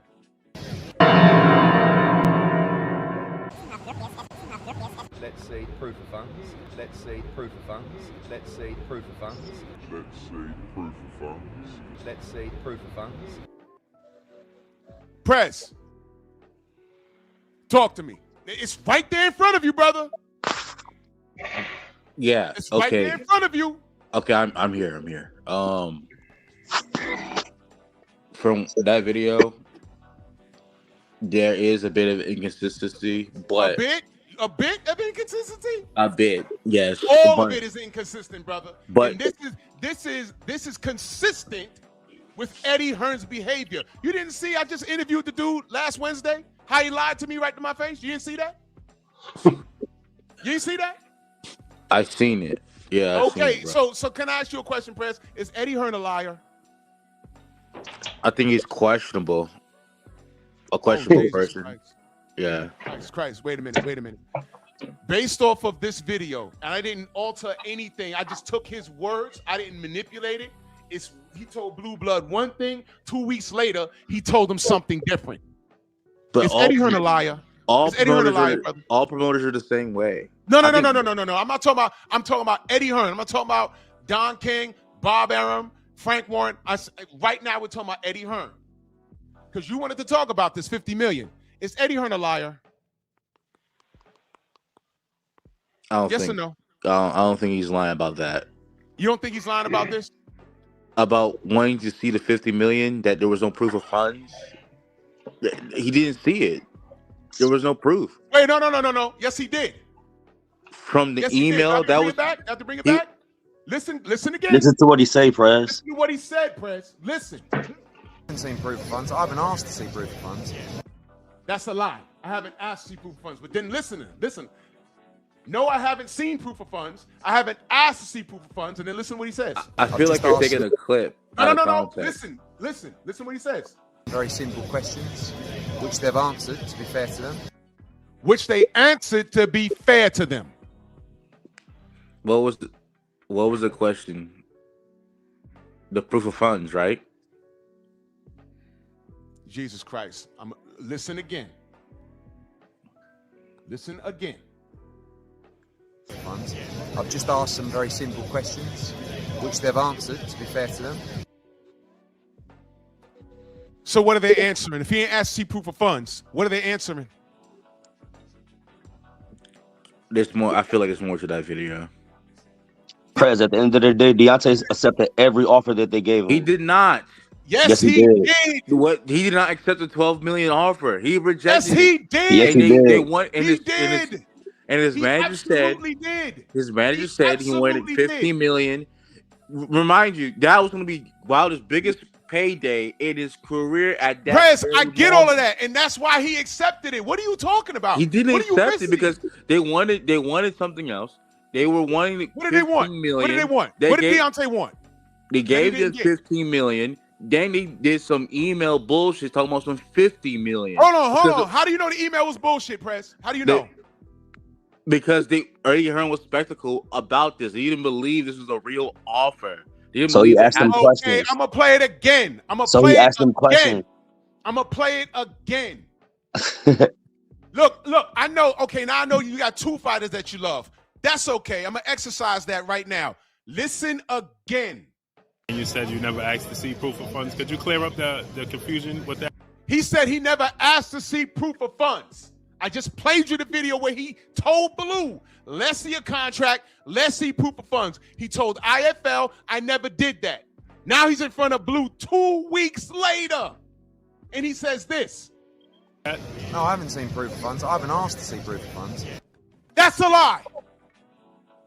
If somebody lies to you, Prez, you take their word as their bond? No. This man just lied. I'm playing it to you. So he lied. This man's a liar. So this is from ESPN. This is not from ESPN, brother. This is Blue Blood. I'm from my source. I'm getting from ESPN right now. Who wrote it? Who wrote the article, Prez? It's from ESPN. Who wrote it? Who wrote it? Say Dan Raphael. I'm not gonna say Dan Raphael. It was Dan Raphael. Actually, thank you. Stop. It wasn't. It wasn't. Prez, don't you know I do this? It's Prez, Dan Raphael. Prez, let me ask you a question. Have I ever lied to you? I don't believe so. No, I'm not. Okay, now, Prez, what makes you think I'm lying on AJ? I'm not saying you're lying on AJ right now. I just think so I just told you. I just showed you 2 weeks ago. I stood in front of Eddie Hearn, and the nigga lied to my face, bro. He lied to me. I let him talk. He lied to my face. But there's no reason for Dan Raphael to lie about a report he's doing. What do you mean? There's no reason for Dan Raphael to lie. Wait, whoa. He's doing a report on what's going on. You want me to point out a lie that Dan Raphael told the public? You want me to point out just one? You want to hear it? I feel like Dan Raphael's a really reputable source. brother, young man, you got to stop talking about how you feel. How you feel. You got to know. I think he is. You got to know, brother. He is a reputable source. He's been very reputable. He's a reputable source? Okay. Very. You know what he told? You know what he told the public? He said, get ready for Pacquiao versus Cotto 2 because Floyd don't want to sign the contract. He's on record saying that. And then Pacquiao went on to fight Floyd Mayweather. Okay. Honest to God, he said that. I said, he don't know because I knew someone on the inside that said, no, the fight's signed. Just don't say nothing. A lot of insiders get things wrong as well. That's like No. an But a outlier. lot of insides try to manipulate the public because y'all don't know better. So wait, okay. Are the people that you know in the insiders, right? That you know that you get your sources from, are they always 100% reputable? The ones that I've talked to, yes. Yeah, 100%. Yes, 100%. No, I don't guess believe what, that. Prez? If they're not 100%, they're gonna tell me, I'm hearing this, I'm hearing that, but I don't know. That's what they tell me. Sometimes you might know something, then something changes Prez, up. they tell That's me what when happens. they don't know. And when they don't know, I don't release it on my channel. When they say, yo, look, I'm hearing this, I'm hearing that, but I don't know. I don't know. So I don't say anything. So can I read off my source now? I have a question also whenever I get a chance. I want to get some clarity on something. Go ahead, Eddie. My question is, back I think 7 years ago there was a report, and Blue Blood even asked a question to Shelly Finkel about either $100 million or $120 million deal that they walked away from. Now I want to know what was the details behind that. Is there any truth to that? Or what was the situation behind that? 100 million? They said Shelly Finkel was Blue Blood asked Shelly Finkel a question. Another brother, some people did some interviews, and it was $120 million deal that he supposedly walked away from. So I want to know what that's bullshit. What's going on. Hold on. AJ wasn't in the contract. Thank you. The dude was misled. He apologized to Deontay and everything. Prez, do you know about that? Nope. Prez, do you know about that? He ain't gonna say nothing. $120 million. $100 million contract. Do you know about that? Yeah, AJ's not a part of that. Exactly. That's why Deontay ain't That's signed. why because the whole point of the deal for the zone is to fight AJ. Was it a 3-fight deal? Wait, was it a 3-fight? The zone apologized to Deontay for not having their business in order. Do you know about that? That's on record. You can look that up. Yep. Wait, was this a 3-fight deal? It was a 3-fight deal, $100 million. Okay? But Deontay said, is AJ part of the contract? They wanted to lock Deontay up with the DAZN deal, but AJ fought for Matchroom. So he would have freedom of choice to do whatever he want while Deontay was locked up for 3 fights without Anthony. He said, if Anthony's not on the contract, I'm not signing it. They apologized to him for not having their business in order because Eddie Hearn would not allow AJ to be in that contract, and AJ didn't demand it because he's the fighter, right? He didn't demand it. So that's why that didn't happen. Do you know about that? But hold on. From what I'm getting from ESPN again, from what I'm looking at now. ESPN cover basketball and football and hockey and stuff like that, bro. They cover boxing as well. What are you talking about? They cover boxing. Dan Raphael covers boxing. I'm gonna tell you straight up and down. Dan Raphael, Steve Kim, Doug Fisher, all of those motherfuckers, they couldn't stand. They can't stand any black fighter. They're not reputable. That's not true. What do you mean it's not true? I don't believe they can't stand any black fighter. Okay, you ever listen to Steve Kim? You ever listen to Steve Kim? I don't care for Steve Kim. I'm talking about Dan Raphael. No, I'm talking about all of those guys. They cut from the same cloth, man. I'm telling you this. I'm giving you a heads up. This is the part where you gotta listen, man. You gotta listen. Here's the bottom line. AJ ducked. They put him on a pedestal because he was anti-Deontay. AJ was ran by this lying motherfucker right here, Eddie Hearn, and that's good enough for them. The buck, the master. And they was trying to freeze out Deontay. That's why they treated him the way they did. That's why they allowed Fury to come in and do what he did off the back of a goddamn cartel leader. And for you to justify what Eddie's doing, that enables them to do what they do. When I tried to walk up on Dan Raphael, that motherfucker accelerated, and his security had to cut me off and say, "Yo, come on, bro." I said, "I just wanted to talk to him. I wasn't gonna do nothing to him. That was in Vegas." I get what you're saying. He couldn't have a conversation with me because I have questions. Nobody wants to talk to me because they know who the fuck I am. I have questions. In case in point, I don't need to cross-check Eddie Hearn. All I got to do is let him talk. He lied here in 2018. He lied to me last Wednesday. Listen, the man's a liar. I don't like Eddie Hearn. I don't like I'm Eddie not Hearn. asking whether you like him or not, brother. I'm not asking that. The man's a liar. He is a liar. You're looking right at it. You're listening to it. I didn't alter this video. It was Blue Blood 1 week. 2 weeks later, he told Blue Blood something different. And you don't even know that the zone situation, how they had to apologize to Deontay. They tried to trick bag. There was a lack of put him in a transparency. 3-fight deal and throw $100 million at him. There was a lack He of said, no, transparency. I want Anthony Joshua on this contract. They couldn't guarantee it. He didn't sign it. And instead of people looking at that, they chose to call Deontay the duck instead of holding Eddie Hearn accountable and saying, hey, man, why don't you just put him on? Because Eddie Hearn was working with the zone back then. Then no one said, yo, Eddie, just put AJ in the deal. He could beat him. He never did it. He never did it. Deontay went above and beyond. Eddie Hearn was the inside. All he had to do was say yes. There was not any situation where Deontay was like, nah, I need this, I want that. No, at the very end, Deontay said, fuck it now. 50-50 or no fight. Because he was tired of that shit. I want to say something real quick. Let me add something really quick, brother. I'll be very brief. So why didn't he accept the $12 million in the first place? There was a guaranteed venue. There was a guarantee of purse. There was a guaranteed pay-per-view. Had everything. AJ was the A side. He had the 3 belts. Bro, nobody cared. Listen, Wilder never cared about that A side spit, bro. He accepted it at the end of the day. He did not. He did Yes, not. he did. Yes, he did. Can you prove that? He didn't accept the deal. We got a whole lot of proof. Now listen to what he's saying. You Now knew him. we got to prove he said yes, but this cracker in the screen over here been lying all this time. But we got to prove that Deontay. So wait, Wilder didn't. Hey, hold on, brother. Let me say something. Hold on, man. Let me say something real quick. Give me 10 seconds. All this is the classic. It's a thin line between the athlete and the slave. Eddie Hearn was trying to get him 2 strong black bucks. Period. That's all it was. He had a strong black buck from Britain and a strong black buck from America. He was trying to get both of them. That's all he was trying to do.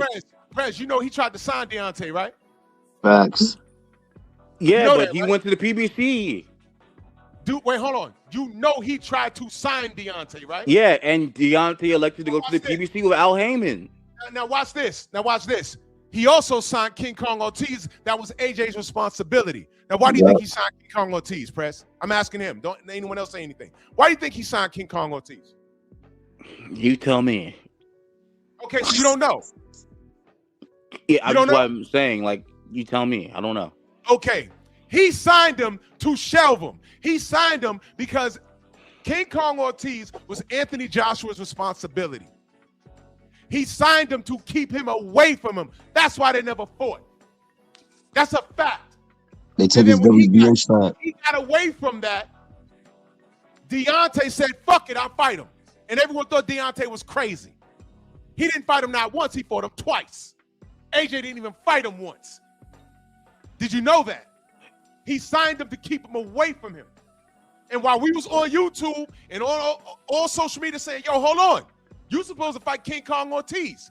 He never did it. Okay, can I ask you a question? Darling, they let him get away with it. Did you know that? Can I ask you a question, Drew? Real quick. Compare resumes between the two. No, AJ and Wilder. Stay right here. Stay right here. This stays right here. You know, what is your response to Eddie Hearn signing King Kong Ortiz to keep him away from Anthony Joshua? What is your response to that? I'm not talking about resume. I don't think he was keeping him away from. Well, you didn't even know that he did that. You didn't even know that was done. So what do you mean you don't think so? Well, from what you're telling me now, it doesn't seem like it was keeping him away. Why would AJ be scared of King Kong Ortiz or be? Because King Kong Ortiz would have knocked the shit out of him. No, he would not. This is How the do you same know that? AJ that fought Hold Klitschko. on. How do you This is know the same AJ that fought that beat. How do you know that? This is the same AJ that beat Klitschko. Okay, Wade great. was fighting King Kong Ortiz. I'm glad you said that. So The same King agent that Kong fought Ortiz- Dillian White when knocked King him Kong out. Ortiz was his mandatory. Why didn't he fight him? What are you talking about? WBA mandatory. Why was when he was his mandatory? Why didn't he fight him? There's other fights to be made. There's other fights to be made that were Like what? better Like at who? the time. Like who? Like who? When was that fight? What was that fight happening? No, you can't say that, Now you bro. making Come stuff on, up. man. You're supposed to know this No, I'm stuff, not. bro. See, No, I'm not. Press. You don't know your history. You can't have this conversation. You were not even around when that was happening. And I'm talking about around here because we was talking about it in real time. Like, yo, Ortiz is mandatory. Why didn't I fight him? Oh shit, he's a matchroom fighter. He's being kept away from AJ. He's just mandatory. Why didn't I fight him? You're gonna tell me? Listen, instead of fighting him, he fought fucking Carlos Takam. Why? He failed a wait. Ortiz failed a drug test. That's why. That's why he No, fight him. no, that's not. No, that's He not. did fail a drug test. No, He failed a that's drug not. test. You're wrong. Yeah, in You're wrong. 2018, Ortiz failed a drug test. The He's trying his hardest. WBA revoked his mandatory status, and he suspended him. Wrong. Guess Wrong. what? Guess what? Joshua fought Povetkin. Thank you. That's the nigga that popped. Povetkin is the illest drug cheat in the heavyweight division. No, Ortiz popped. He did. Wait a minute. He trying his hardest. Wait, hold on. So we don't fight drug cheats? He was revoked of his mandatory status from the WBA. Povetkin at the time didn't get caught for drugs, so he was the new mandatory. Who's the A side? AJ. Can you read the bottom? What happened? The comment? Read it. Ortiz was supposed to fight for the WBA belt, but Eddie told him to wait and let AJ fight Klitsch, and Ortiz will get the winner. Do you know that? What happened to Ortiz? Hold on. Do you know that? You didn't know that. Prez, you don't know nothing. I'm not being rude, but you don't know nothing, bro. What do you mean I don't know anything? I know more than you. No, I know more than you. Do that. I know more than you. Hold on. I know more than you. Shut up. Let's not do that. We're not firing shots at each other. We're not doing that. We're dealing with the facts. Prez, you don't know the facts. We were here. We talked to Deontay. We talked to Shelly Finkel. We were here the whole time. You were not.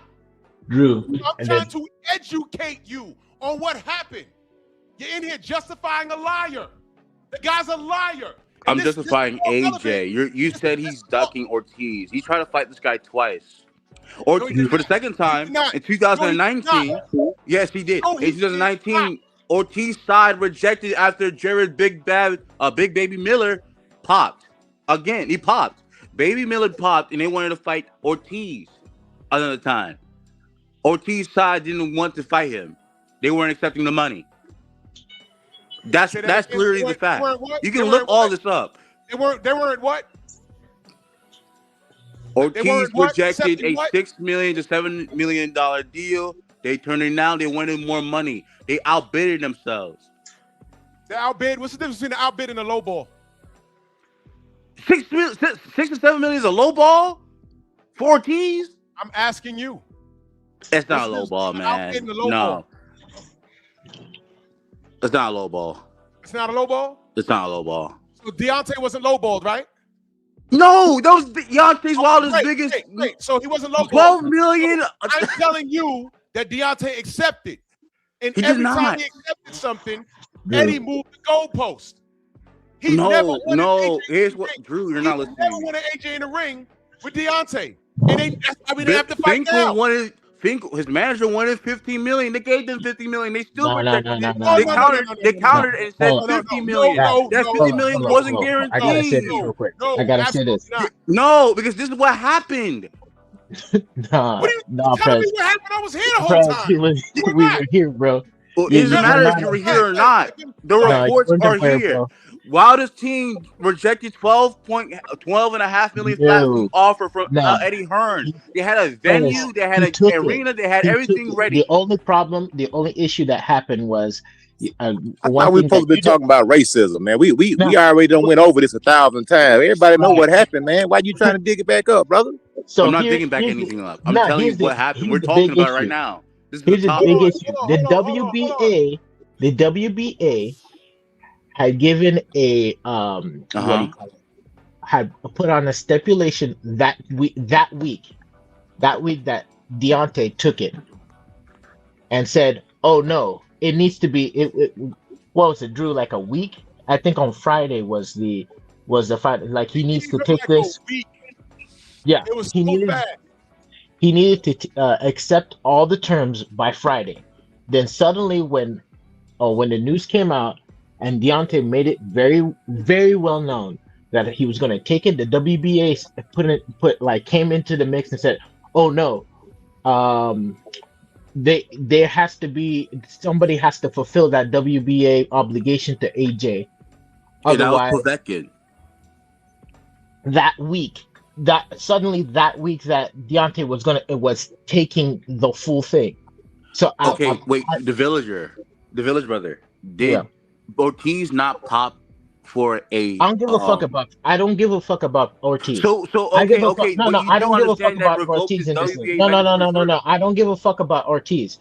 The situation is that I'm trying to point out to you, and everyone in this panel is trying to point out to you, is that everybody the system literally was against D. The system was literally against D. No, it's that serious. The system was literally against D. How the hell is WBA gonna suddenly have some kind of stipulation? Oh no, AJ has to take and then because it was a mandatory. That's bullshit. You just told me about mandatories. It doesn't matter. Yo, can I say something real quick? General, go for it, bro. General, go for it. Because the dude Prez, I heard he was talking about the Ortiz, and I saw he don't really know about the situation, but when he found out Ortiz popped, he got really excited. Let me tell you, we've been covering this, bro, from start to finish. Like, this is old news to us. This is new to you. So it seems you thinking that you're finding out some new information, but this is old. Like, Ortiz popped. This is what happened. Ortiz popped dirty before, a long time ago, early in his career, all right? But the one you're talking about, 2014. right. But the one you're talking about is when he was AJ's WBA mandatory, but AJ didn't want to fight him. So Deontay Wilder, who was the WBC champion, chose to fight him to shut all the critics up who said that, Wilder, why don't Wilder fight? AJ's the man, he got all this other stuff to do. Why don't Wilder prove himself and fight Ortiz? They put Ortiz off on Wilder. I was here. All the YouTube channels who love AJ was doing it. I seen it. So Wilder agreed to fight Ortiz. Ortiz pops dirty. Right? So the WBC does their investigation, and the WBA they take away Ortiz's mandatory position because AJ campaigned.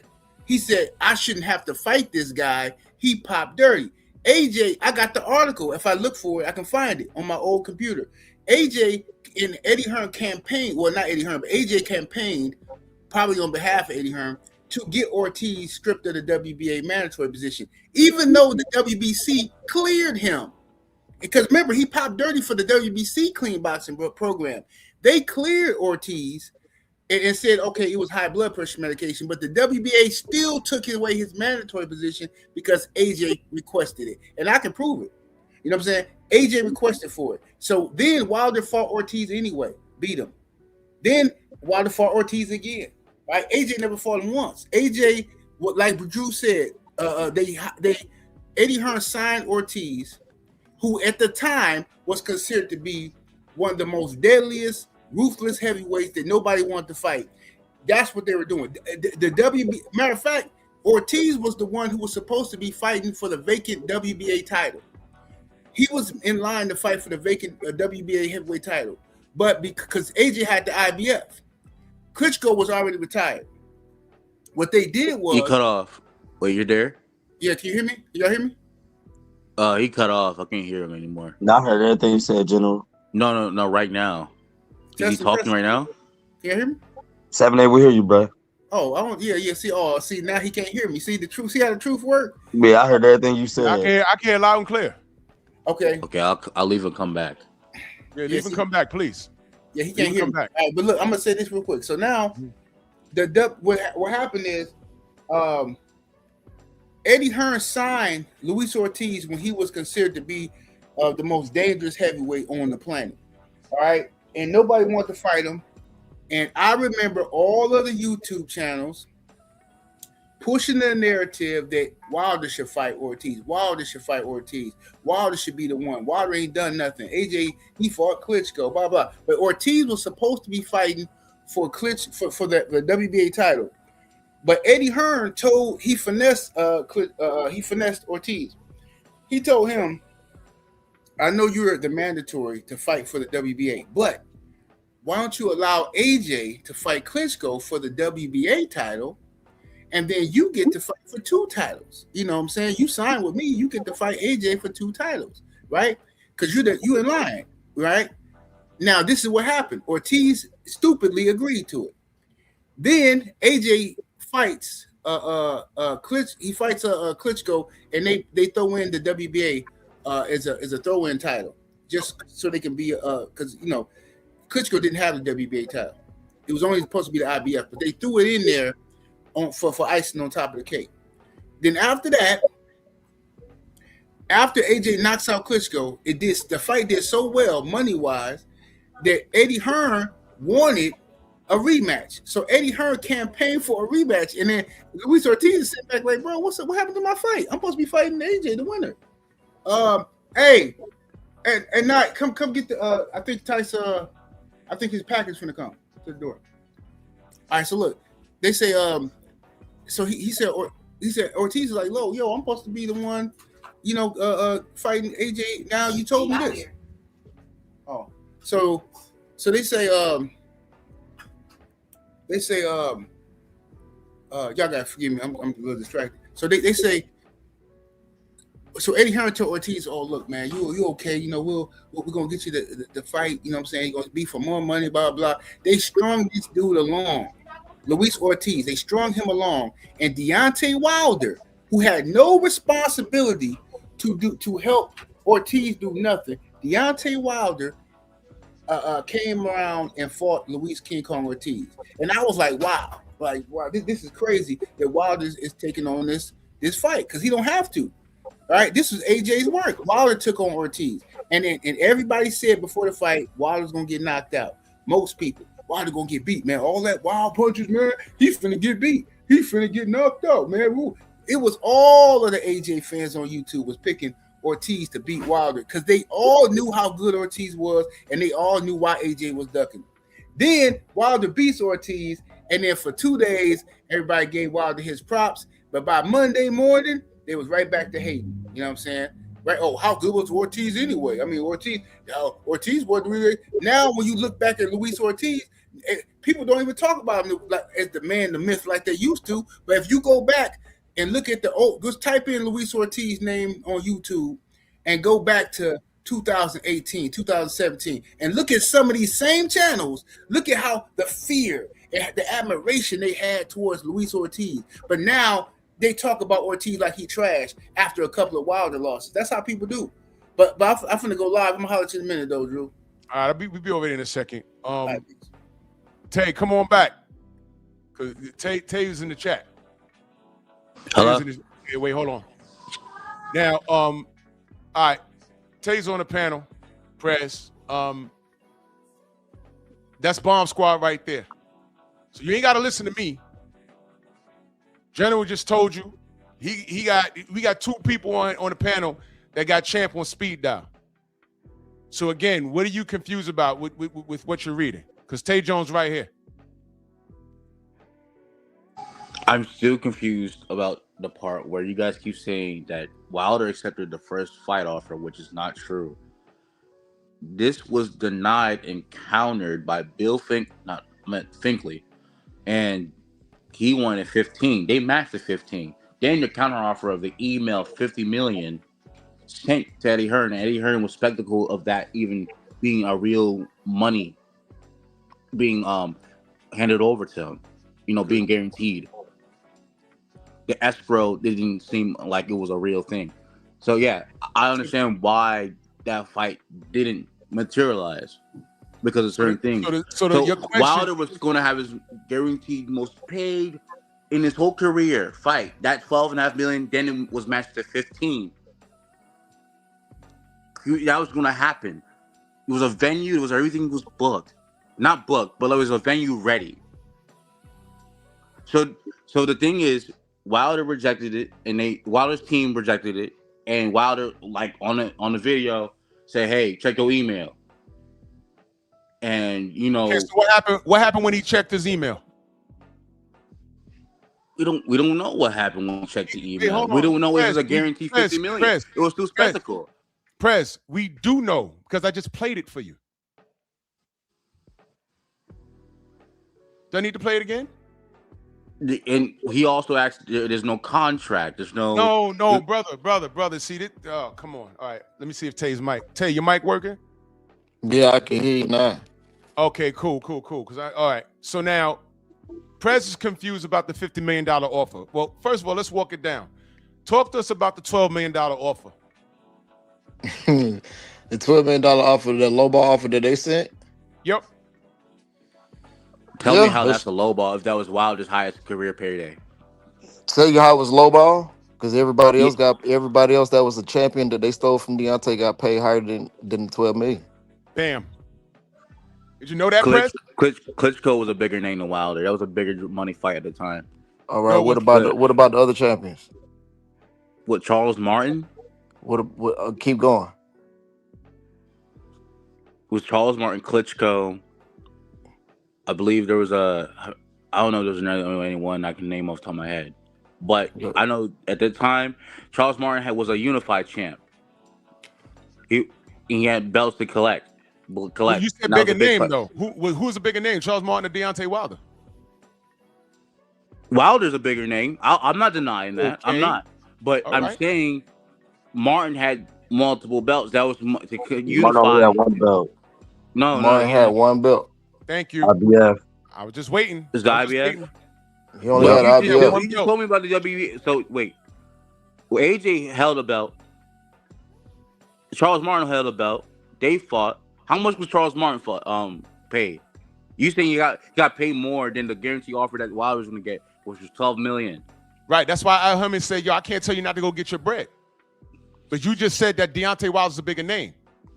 Yeah, he is a bigger name. Right. Yeah, I didn't deny that. Okay, so what are we talking about? But the thing is, someone made a claim that Charles Martin got paid more money than the guarantee.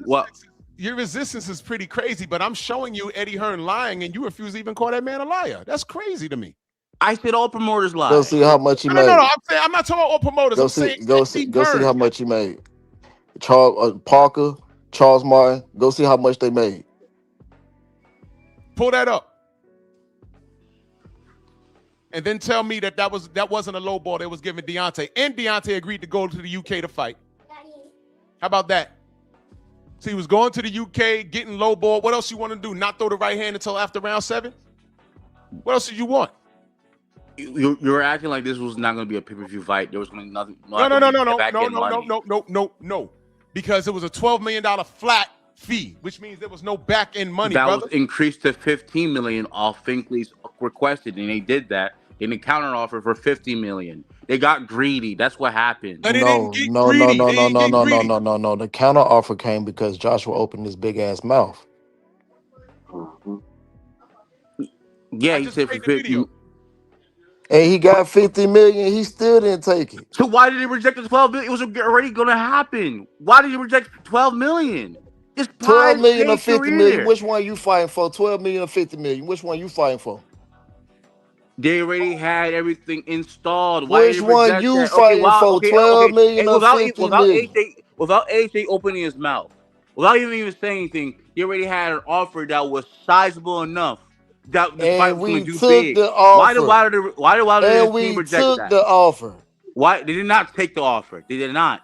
They rejected it and they countered for 15. That's Eddie gave you 15. We Then did take the offer. Million bullshit. That's cap. We took the offer, and then they said the they was offer. gonna be in the stadium. Then they wasn't even there no more. Then he did the interview after he said that, which he said he wanted 50 million. So I looked it up. And we gave them niggas 50 million. They still didn't want to I looked at the fight. guarantee for Charles Martin.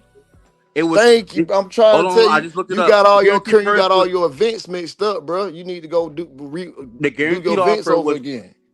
You need to go watch your events over again. The guarantee offer for Charles Martin fight for AJ was a $3.46 million. That was the guarantee purse. Wilder's going to get a guarantee purse of $12 million. And So how did Charles Martin guaranteed, he get got paid more? guaranteed 3.4. How much did he make in all? At all? Everything? In all. How much did he make in all? He said it was going to be. It says right here. It was about. He got paid $6 million. Thank you. Thank you. Yeah. So how did keep Wilder, going? Go to Joseph Parker. Go to Joseph Parker before you say anything else. Go to Joseph Parker. No, you're wrong. No, bro. You said 3.4. I already know he had 6 million plus. Now go see what Joseph Parker made. Now go see that. This is amazing. Prez, you're literally talking to Tay's on the team. You're literally talking to him. That's why I tell you, I asked you who wrote those articles, and I said Dan Raphael. You said yes. I'm telling you, those niggas be lying, bro. They liars. That's why when a nigga like me standing in front of them, they don't want to talk to me because I asked the real shit. I let Eddie Hearn lie to me right to my face. Devin Haney's boring. Then I say, okay, well, how does he compare to Shakur? And then he start tap dancing. I'm like, oh wow, let him talk. It's all bullshit. And when he started out the conversation, he says, well, it's not that Devin's boring, but when you're marketing somebody, you got to say certain things. I already knew where it was going. Wait, Drew, this guy just told me that Martin got paid more. Was going to get paid more than Wilder, guaranteed $12.5 million offer. That's what he said? You guarantee? He just said that. He just guaranteed. But how much in all did he make? Charles Martin got $3.46 million guaranteed. Guaranteed, but in all, how much did he make? In all, he got $8 million. Wilder was gonna get more than that. He got 6 plus. How much did Parker make? Okay, we'll get the Parker. We'll get the Parker stuff. But you're wrong about that Martin stuff. You're wrong about that. I'm not wrong. So Joseph you ain't Parker even let me. I'm not guaranteed wrong. purse. Charles Martin. I'm finna show you how it's a low ball. I'm finna show you how it's a low ball. The guaranteed purse was $7 million. I'm about to show you how it's a low ball. Joseph Parker got a guaranteed Deontay name alone. Joseph Parker got a guaranteed offer. A guaranteed offer of $7 million. He made about $10 million overall. In all, Prez, you hijacked the show, Prez. We wasn't even talking about this. Yeah, you did. Now hold on. Let me hear you. Let hear me out, bro. We wasn't even talking about this. This already been sold up. It's been covered so many different ways. It's old news, dog. You done changed the whole narrative, man. Come on, man. We wasn't even talking about this. You want to bring it up some old stuff that everybody already know what the answer is. You can look this information up. Charles Martin got a guaranteed offer of $3.46 million. And he made 6 plus in all. How much did Parker make? Parker made $7 million guaranteed. In all, I'm talking. I don't want no guarantee. I want to know in all. In all, he made about $10 million. Now watch this. Deontay numbers alone, when you open the books, doing more than 10, 12 million. That's why it was a low ball offer. What was the highest payday that Wilder had before any of that? Please tell me. The highest payday before any of what? You're saying that Wilder was making more than any of this. I say if you open up the books, that was the whole thing. If you open up the books, the numbers he was doing alone is twice as many as those two guys alone was doing. Parker and fucking what's his name? Southpaw dude, Martin. His numbers alone are way better than theirs. So yes, 12 million flat is the low ball offer. How's that low that ball? was the whole problem. Highest career payday. No, it's not. You're not listening, bro. You're not listening. Are you listening? You're not listening, bro. The books. The numbers tell the numbers. That's why people go to the books, because the numbers tell you how much it's worth. Even stated this. Man, you're not listening, bro. The books, the numbers tell you how much the fight is worth and how much your worth is. Now watch this, Press. Watch this. Let me put in where you could identify it. What was Tank Davis' highest payday? The Ryan Garcia fight. How much did he make? In all, they're saying $30 million. Okay, how much was he paid guaranteed? $5 billion. Thank you. Tay is telling you that was a lowball offer because the flat rate he was offered, D done made that already. That's why it's a lowball. He made that already, but he was going to get up-end money with How? When it's the pay-per-view. flat rate, It's a Yeah, flat fee. What are you It's talking a about? flat fee, bro. No, what I just gave you was a flat fee. With Javante Bro, you're got a not flat fee making of $5 sense, million. bro. It's flat fee. We're That not means talking you're about getting Hold nothing on, let me say else. something real quick. Drew, you just told me, okay, Javante got a flat fee of $5 million guaranteed. The back end, he got what? $30 million up. So All right, cool. what I'm Watch saying this. is Wilder's going to get a guaranteed $12.5 million. What does that flat was fee- that what was the does flat fee rate of that? mean? What does flat rate mean? That was guaranteed. What does flat rate mean? What does that mean? Flat rate. What does that mean? That means you getting 12 million. That's it. And that's it. That was not Now watch it. this. That if was not if it. Ryan Garcia and Tank was about to happen, and Oscar said, "All right, Tank, hey, you're gonna get a flat rate of $6 million," and Tank accepted it, that means that's all he's getting. All that back end, that $30 million wouldn't even got to that. Ryan would have got all of that. You understand? Maybe that's where that's probably it's the comprehension thing. Maybe you didn't understand. Flat rate means Eddie said, "I'm gonna give you 12, and that's it." And Bomb Squad's like, "Nah, we done made that already. What you mean? We know there's back end money and shit. Don't tell me you're gonna max me off at 12. You can offer me 10, but back end money, I'll make probably 50. That's why on the outside looking in, people are like, wait, you offering them 12, how you counter offering them 50? Because it's free range. You're getting more money. Is any of this making sense to you? Flat rate means they wanted him. They wanted to pay Deontay straight up 12 mil. That's it. That's it. And D saying, I made that already. I made that already. That's it. Charles Martin got back end money. Parker got back end money. Why wouldn't Deontay, who's a bigger name than both of them, why is he entitled to back end money? No, we're gonna give you 12. I don't think that's true. What are you talking about? You're saying that Deontay was going to not get back end money from It's the a from flat offer? fee. That Flat was fee. it. What does that mean? Wasn't nothing else included but that. Prez, you know that's what it means, right? Flat fee. You know what Yeah, flat fee I means? understand. I concluded that's what That's, that meant. that's the same But- thing Canelo Alvarez does to his opponent. He gives him a flat fee and he keeps the rest. That's what it is. That's what they were offering Deontay, Prez. I think what it was that you didn't understand the lingo. So now that you know what it is, your thoughts. 12 mil, no back end money. You were saying that he has, that was his highest payday, but no, it wasn't his highest payday.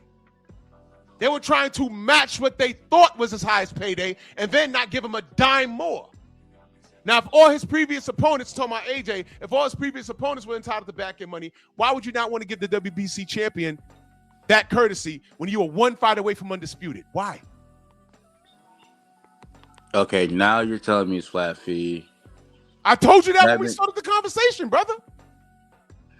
That makes it a little different now. Okay. Yeah, you were too busy was- trying to defend the lie, man, instead of listening, if man.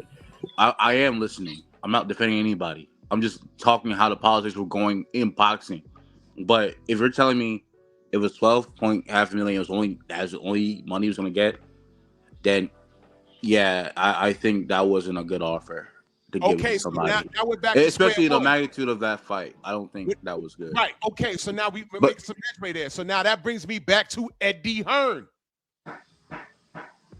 Eddie Hearn is a liar, yes? And don't tell me that we're talking about Eddie. I'm not talking about Barry or Frank or Bob or Don. We're talking about Eddie Hearn. Is Eddie Hearn a liar? Yes or no? Yeah. I mean, Okay, like I said, all so promoters are, but yeah. We understand. You ain't got to put no salt and pepper on it, brother. We're dealing with Eddie Hearn, okay? You do understand now that we didn't get undisputed at heavyweight between two black heavyweight champions because of AJ's affiliation with Eddie Hearn. You understand that now, right? Yeah. Okay. That's all I'm saying. the man's a liar. And what pissed me off about AJ, because I would see you in the chat, why the hate for AJ? This is why I don't fuck with him. This is why. He fucked off Undisputed. That was his fault. We was watching the whole thing. That was his fault. That's why I did that compilation video. He asked for 50 mil. D said, check your mail. And while everyone was running around saying, D never made 50 mil, how's he at the 50 mil? Al Heyman and Shelly Finkel, they have investors that came up with the money. He said, check your email. And then when Eddie Hearn was asked about it, he said, let's see a contract, let's see proof of funds. And then Blue asked him 2 weeks later, hey, you told IFL something, now you're saying something else. Could you clear up the confusion? He said, I never asked to see a contract. I never asked to see proof of funds. But they showed me what it was. To be quite frankly, they've been honest about that. I just played that to you in the video. Sure did. So he saw the money, bro. So Eddie's a liar. He prevented Undisputed between Wilder and AJ. That's all we've ever said. And he's been lying ever since. That's all we ever said. Okay. I'm listening. I'm hearing you guys That's out. all you ever said. So everything that you're reading from Dan Raphael or Steve Kim or Dougie Fisher, that was bullshit. It was half truths. That's what I've coined now, the Charlie Kirk method. You give a little bit of truth, but you don't give context. That's why guys like Dan Raphael, when I was down there in Vegas, I ran up on him trying to talk to him, and security was like, "Come on, man." I said, "Well, I wasn't going to hit him." Let me ask you a question. You guys talking about that Wilder did more than 12.5 million, the flat fee rate, on previous fights, like his books did more. Where's the proof on that? I want to know. Okay, how, well, I haven't seen the books, but I know Tay has. But go to the books. That's one thing they do.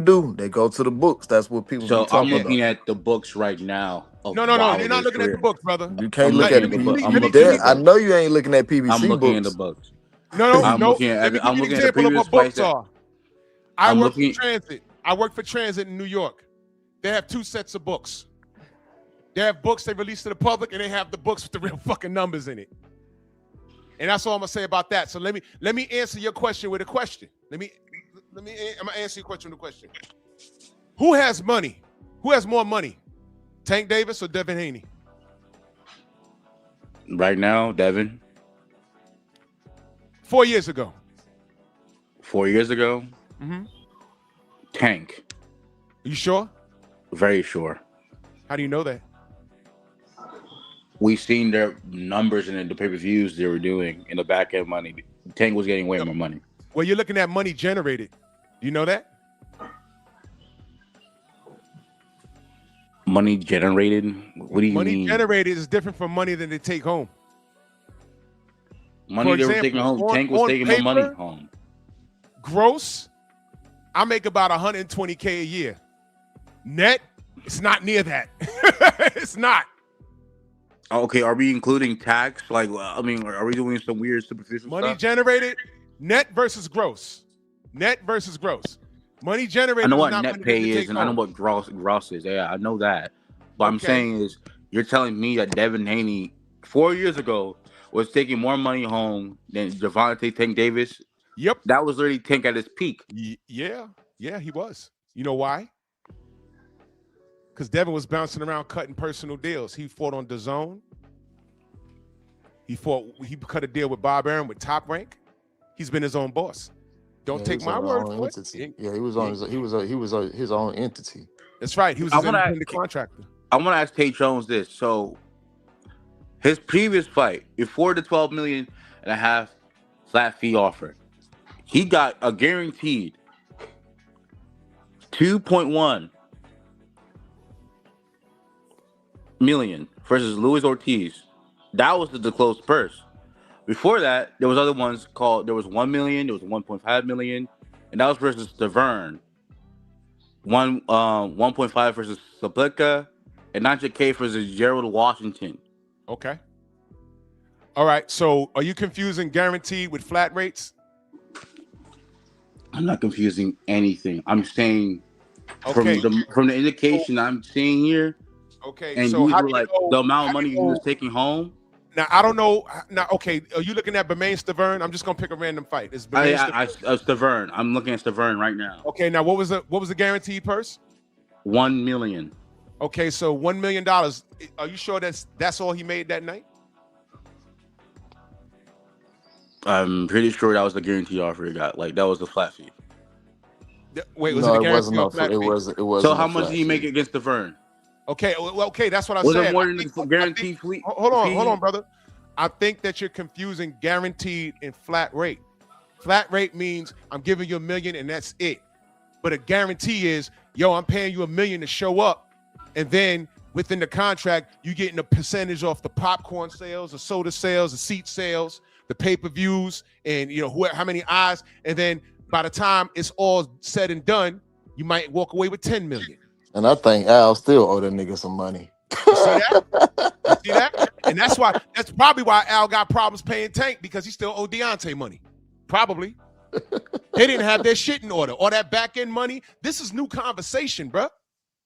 This is new conversation to these new fans.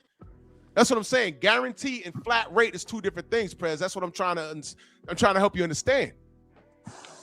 You could be guaranteed $10,000 to do a job, but if I'm telling you, hey, I'm guaranteeing you $10,000 for showing up to do this job, work on this house. But once I sell the house, might generate more. You might generate more. Every piece of tile, there's 13 cents for every tile laid down throughout the house. You know what I'm saying? You get 15 cents for every pipe that we put up here for the plumbing. You get 13 cents for every piece of wiring.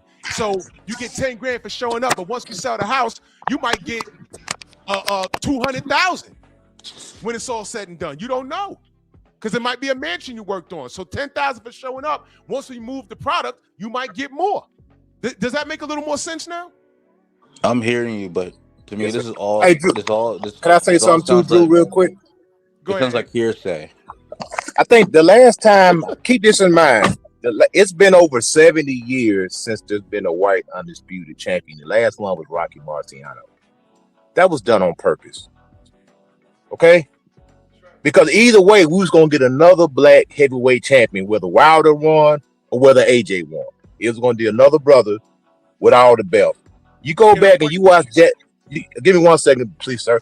You go back and you watch Unforgivable Blackness, which was a documentary about Jack Johnson. The heavyweight champion is the most coveted position in the whole world, and it still is to this day. And that was one reason why they didn't want that fight to happen, because either way, it was a win-win for us. Didn't matter who won the fight; it's going to be a brother that had all the straps. I'm done. I want to add to that. They were so quick to put Rocky Marciano in a fantasy match with Muhammad Ali. It wouldn't have even been close. Ali would have smoked him. And then when one of the most disrespected legendary heavyweights of all time, Larry Holmes, when he said Rocky Marciano couldn't hold my jockstrap, he paid for it, because he's one of the most disrespected heavyweight champions of all time. I mean, look what color he is. Prez, you saying it's all hearsay. It's not hearsay, because when we're talking about Anthony Joshua, you're reading all of this shit, but you have somebody that's with Deontay's team right here. All right, you also had 78 on here. He could call Deontay on the phone right now. He's probably on the phone right now with him saying Merry Christmas. Probably you understand? Listening. We are, yeah, D's probably listening right now. For all we know. D, click the link if you're listening. If you got time, if you want to, just say hello. Prez, I ain't got no reason to lie to you. It's not hearsay. Just because Dan Raphael has a machine of ESPN behind him, what he says is not gold. Those guys lie like everybody else. Again, people disrespect Bill Haney, but he's on the same level as far as money and shot calling with fights. Oh, you talking about Fat Dan? Fat Dan, yes. Talking about the same Dan that was outside walking behind you? Yeah, at the Barclays. Look at, I heard the Incredible Hulk theme music from the 70s. He's walking down fucking Flatbush Avenue by himself, his fat ass. I thought he was supposed to be at the press conference. He was supposed to be at the press conference. That guy, yeah, he wasn't even at the post fight, man. These guys are paid ops. They're paid to lie. I ain't got no reason to lie if there's a discrepancy. I just say so. I would just say so. But this is not rocket science. Once I got a hold of what the PBC was doing, and I said, oh, okay, back end money. Back end money, I get it. Flat rate versus a guarantee. I can guarantee you can show up and do a job. I can pay you to do a job. You show up, you do the job. I understand that, Drew, but I just have a question. Go ahead. So I just want this. I want someone to show me a source that Wilder had a gate and / concession percentages for Severn. The only verified number I have is the 1 million that he got. I want to see where he got the where was the guarantee because that's a Floyd Mayweather thing he does. That's what Floyd started doing. All right. Well, speaking of Floyd, has Floyd ever opened up his books so you saw what he made? You saw checks, but you didn't see the books. But we do know that he did that. No, we don't. We know what he said. We know it's what he verified. said. Okay. No, it's not verified. Open the books. What the check that but we have no proof. We have no proof of Wilder doing this. Nah, brother. The contract. The checks that he shows, that's the guaranteed money. The back end money, you don't see that. That's why I can't hear. I can't hear him, bro. I mean, that's been the PBC model forever, though. They do back end money. You kill you eat what you kill. Money. But for the fight with Severn, but PBC always been you eat what you kill. Where was the? Show me the source that had a gauge that's a percentage for the Severn fight. Where was that? Prez, does AJ get back end money? Yeah, from the pay-per-views he sold. Prove it. From the pay-per-views, we can see the back end money. Give me the number. Give me the number. Everybody don't do back end money, Prez. Some people just do flat rate. Like, this is what you making. They gave him a flat rate, the highest he's going to get paid in his career at that time. Yes. You seen the books? For who? The Severn fight? No. I'm talking about Eddie Hearn and AJ. You seen the books? Pay-per-view numbers. And the amount of money they escalate. No. Have you seen the books? You just told me, did AJ make did you ask back end money? And I'm saying, have you seen the books? So you say he gets back end money, right? Yeah. All right. So since we on that, what's the percentage he's giving Eddie Hearn? He's giving him some type of percentage. Okay, well, give me a number. I don't know what the percentage is for Eddie Hearn. All right, so I can say 10%. I can say 3%. I can say 5%. Okay, go ahead. How much did AJ make when he knocked out Jake Paul? $92 million. How much did he keep? They're saying he didn't keep a lot of that money. I think it was I only think he takes like $30 million. Okay, so how much of that $30 million is he giving Eddie Hearn? Do you know? If we're not including tax, because he's getting taxed for that money. So, I mean, do you know? Do you know? Yes or no? You tell me how much he's getting him. Okay, brother, it's okay to admit when you don't know something. I say that all the time. If I don't know something, I don't know something. It's okay. So if you don't know, how would you find out? Wait, say that again? How would you find out? I would have to look it up. You sure? Do you think Eddie Hearn's going to post exactly what he's getting from AJ? You think he's going to post that? Well, if I look up Eddie Hearn, how much does Eddie Hearn make from an AJ fight? How much does he take? And they say like a certain percentage. Then I can do. I can do the math and No. I'm not asking you to do math. I'm asking for a number. There's a percentage because he has a lifetime contract with that devil. Remember that. Well, I just know I don't know what was going on, but I don't want to keep beating a dead horse. But what I do know is this: AJ was offered $30 million from Turkey Al-Rashid. Same thing for Deontay. It was a $60 million deal, even though Wilder lost. Still had nothing to do with it. They asked Anthony Joshua what he wanted to do next. He said he wanted to fight Ngannou. Turkey Al-Rashid asked him why he didn't want to fight Deontay. He said, because I don't want to fight a man coming off a loss. So then after that was said, Turkey Al-Rashid said, well, what's the difference between Deontay coming off a loss and Francis Ngannou coming off a loss? Uh-oh. Because he lost. What's no difference? So I'm going to just leave it at that right there, man. Because I don't want to keep beating a dead horse. Thank you. In other words, Prez, AJ never wanted to fight Deontay, bro.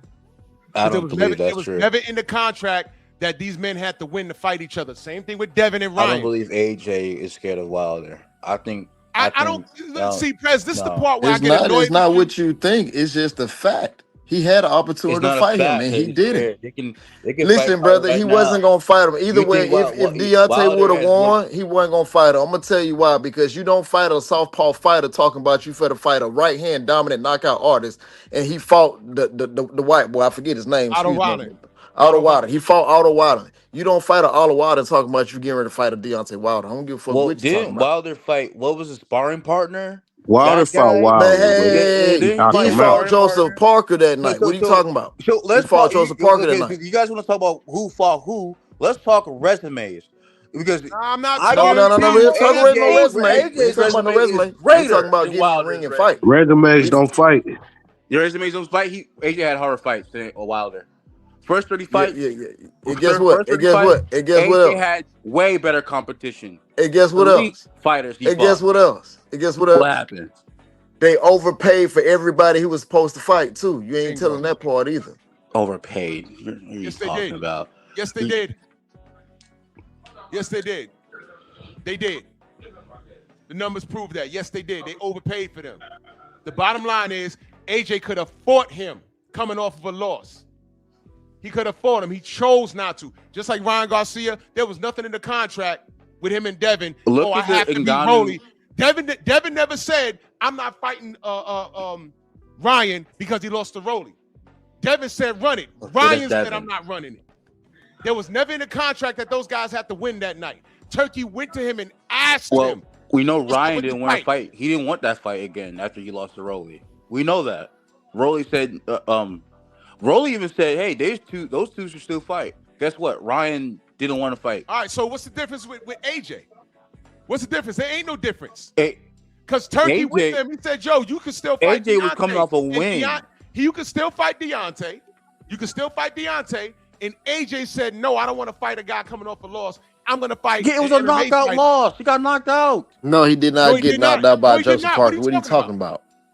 No, he did Oh, not. I thought about Zhang. I got Zhang and Parker. He confused. Yeah, that's why I say Sorry, you my fault. got your current events mixed up. Yeah, Bro. on the same night. He But he lost. got beat up by Parker. Beat up. Okay, fine. Well, whatever. they You both wanna didn't say do that? nothing in the fight, if you ask me. Come on, No, come on. Parker stop. beat Fred, him you up doing and too much. Zhang knocked him down. Knocked him on his ass. What are you talking doing about? weight. He did not.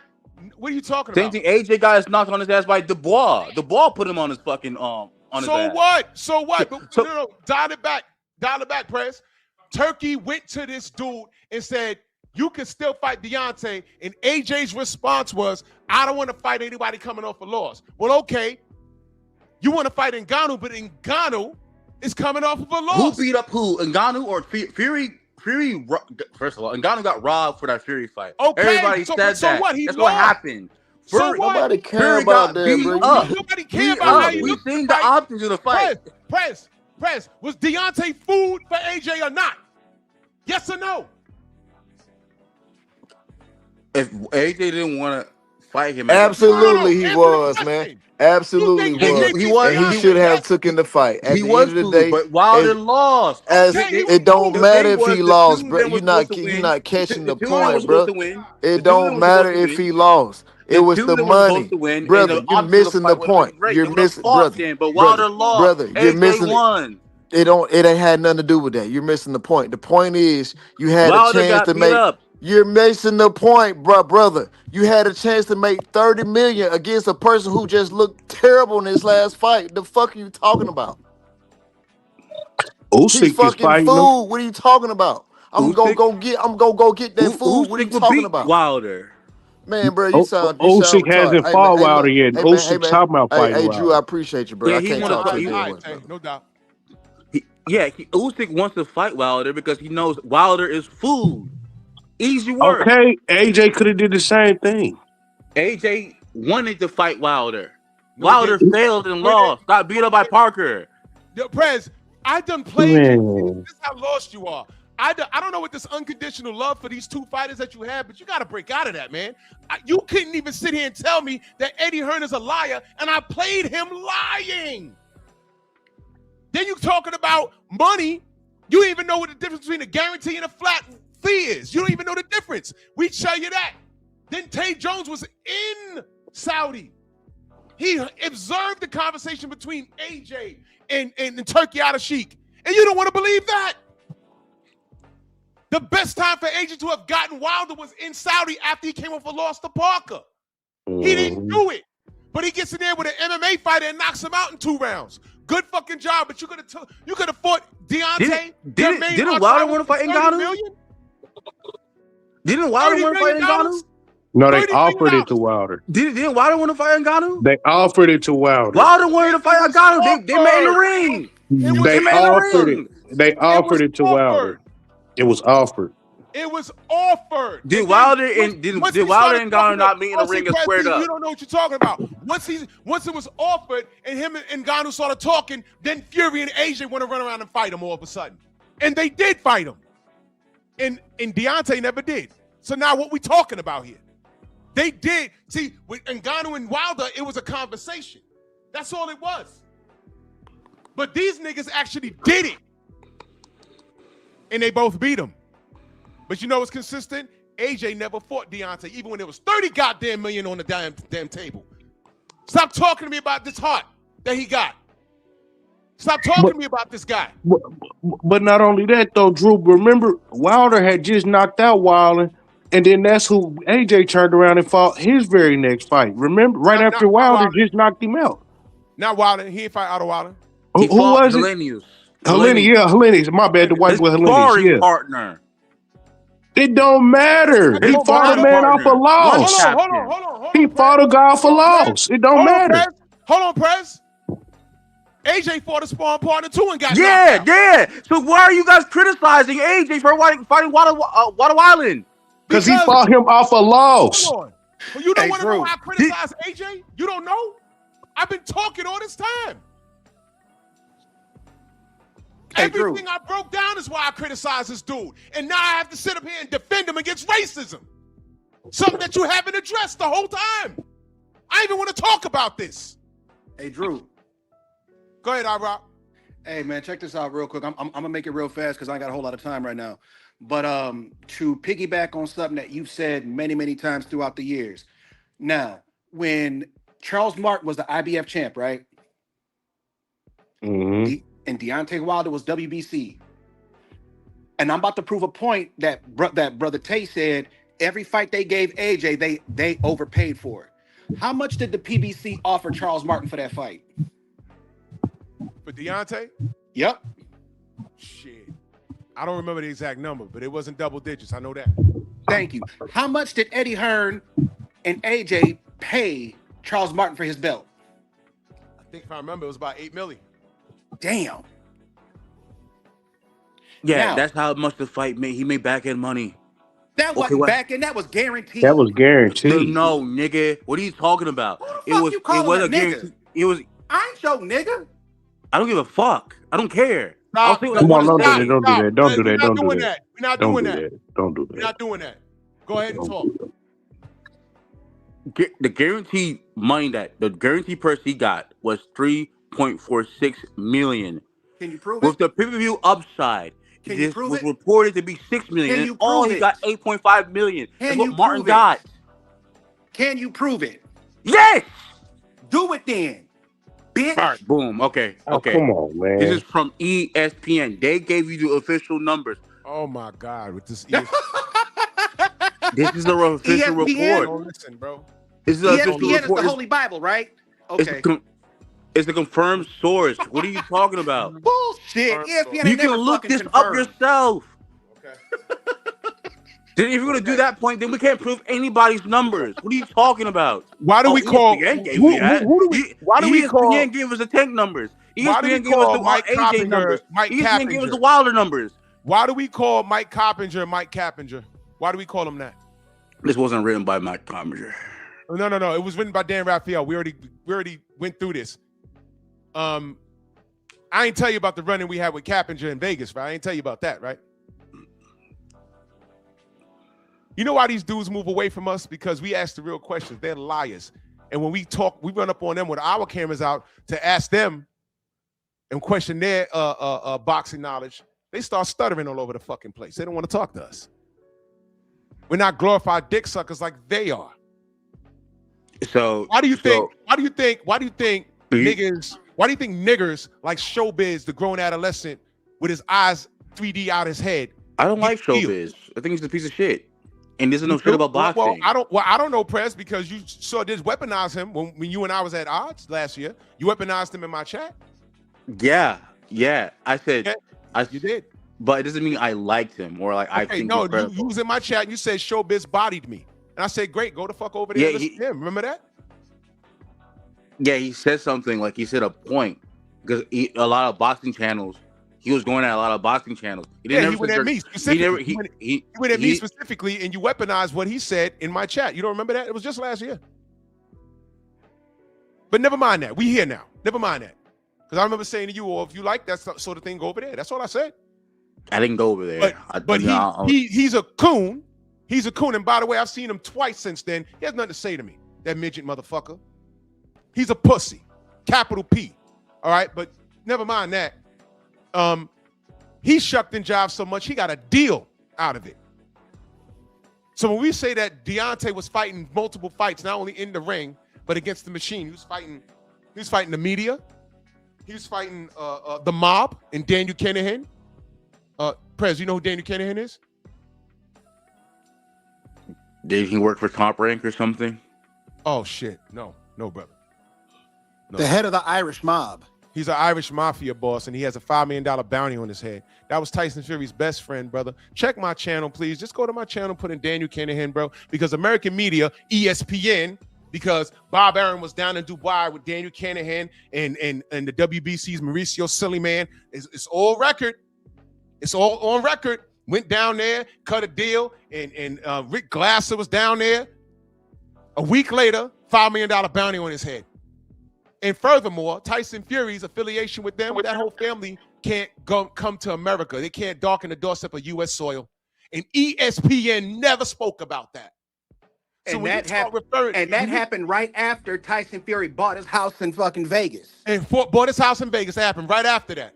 So this at the time he was WBC World Heavyweight Champion, and he couldn't come to America, and that wasn't news. So Prez, when you talk to me about ESPN and credibility and sources, you gotta understand, I don't fuck with them because I know they've been assimilated. And when they get coons like Showbiz and they throw a bag at him, DAZN and all these guys, man, they're all full of shit. They all shuck and jive. They're all full of shit. So when we say Deontay was out here fighting multiple wars, he was fighting the mob, he was fighting the bad press, and he was fighting a bunch of coons and niggas. Yeah, dude, This I is the understand. shit I'm Wilder talking was about. fighting against all of that. I understand. I think Wilder was cheated twice. I already seen the glove gate. I seen that. Yeah, like the gloves were weird. The drugs. I already said Tyson Fury is a drug cheat. I don't like Tyson Fury. Not even the drugs. Not even that. Hey, Drew. Yep. You remember when Fury and Wilder were both in Riyadh for that fight, right? Yep. Brother Tay, Deontay's doctor, and everybody was there for that fight. Yep. They had the evidence, the actual fucking X-rays, and the doctor himself to go ahead and prove it, of the fucking dent in the side of his face to prove that it was a man-made object that did it. And who did not want boxing glove? to see them reports? Something inside the boxing glove, brother. Oh, okay. A fuck yeah. And watch this. He hit him with an egg weight. Tay called me when they were at, I don't remember if it was at the airport, but he called me. AJ don't want to go near Deontay, bro. There's like a fear of him. There's a picture. Man, there's no fear. Hey, Bro, AJ Prez, no you fear. can tell me what you feel. You could tell me what you feel, but I'm telling you, I'm involved with the people that involved with the shit. I got the phone call. You didn't. There's a picture with Turkey Al-Sheikh, AJ, and Deontay. They had to make AJ take that goddamn picture. Look, they had AJ staring down Wilder from the press conference. He was just looking at him the whole time. He Wilder did not speaking. want to He do was it. looking at him. How about this? Where were you when they thought that Deontay was going to show up to his fight in the UK? And then they said, well, what if Deontay shows up? What if Deontay shows up and he says, I don't know, we have to call the police or something? It was a joke. He said that. It was a joke. It's It's a joke. bullshit. All right, well, Security cool. was around Here it the is. ring and was We're stopping going Wilder on from getting in the ring. We're going on 2026. This shit's been going on literally since 2015. AJ's this A side, they never fought. The same mechanics apply. The A side, he could have told Eddie, fuck that, make the fight. Like how Canelo felt disrespected by Iris Landry Lara, and he said, Oscar, make that fight. He said, hey, no, that's dangerous. He said, Oscar, make that fucking fight. I got violated. Well, And just Drew, like Canelo won't fight David Benavidez. Because he yeah, that's knows. true. I mean, yeah, Canelo's ducking that guy. We know So this. A sides make the fight. Period. That's the long and short end of it. We can go through all the statistics and all this back end money. It's all bullshit. The bottom line is AJ could have made the goddamn fight. He did not do it. He didn't tell. They made the offer, but I gotta go. It was nice talking to y'all. I still believe AJ still wants to fight Wilder. AJ's a pussy. But AJ is gonna. AJ's a pussy, bro. I don't think that's true. He's a pussy. That's all I gotta say. Thank you for having me on the panel. He's a pussy. Go ahead. Merry Christmas. Hey, Drew.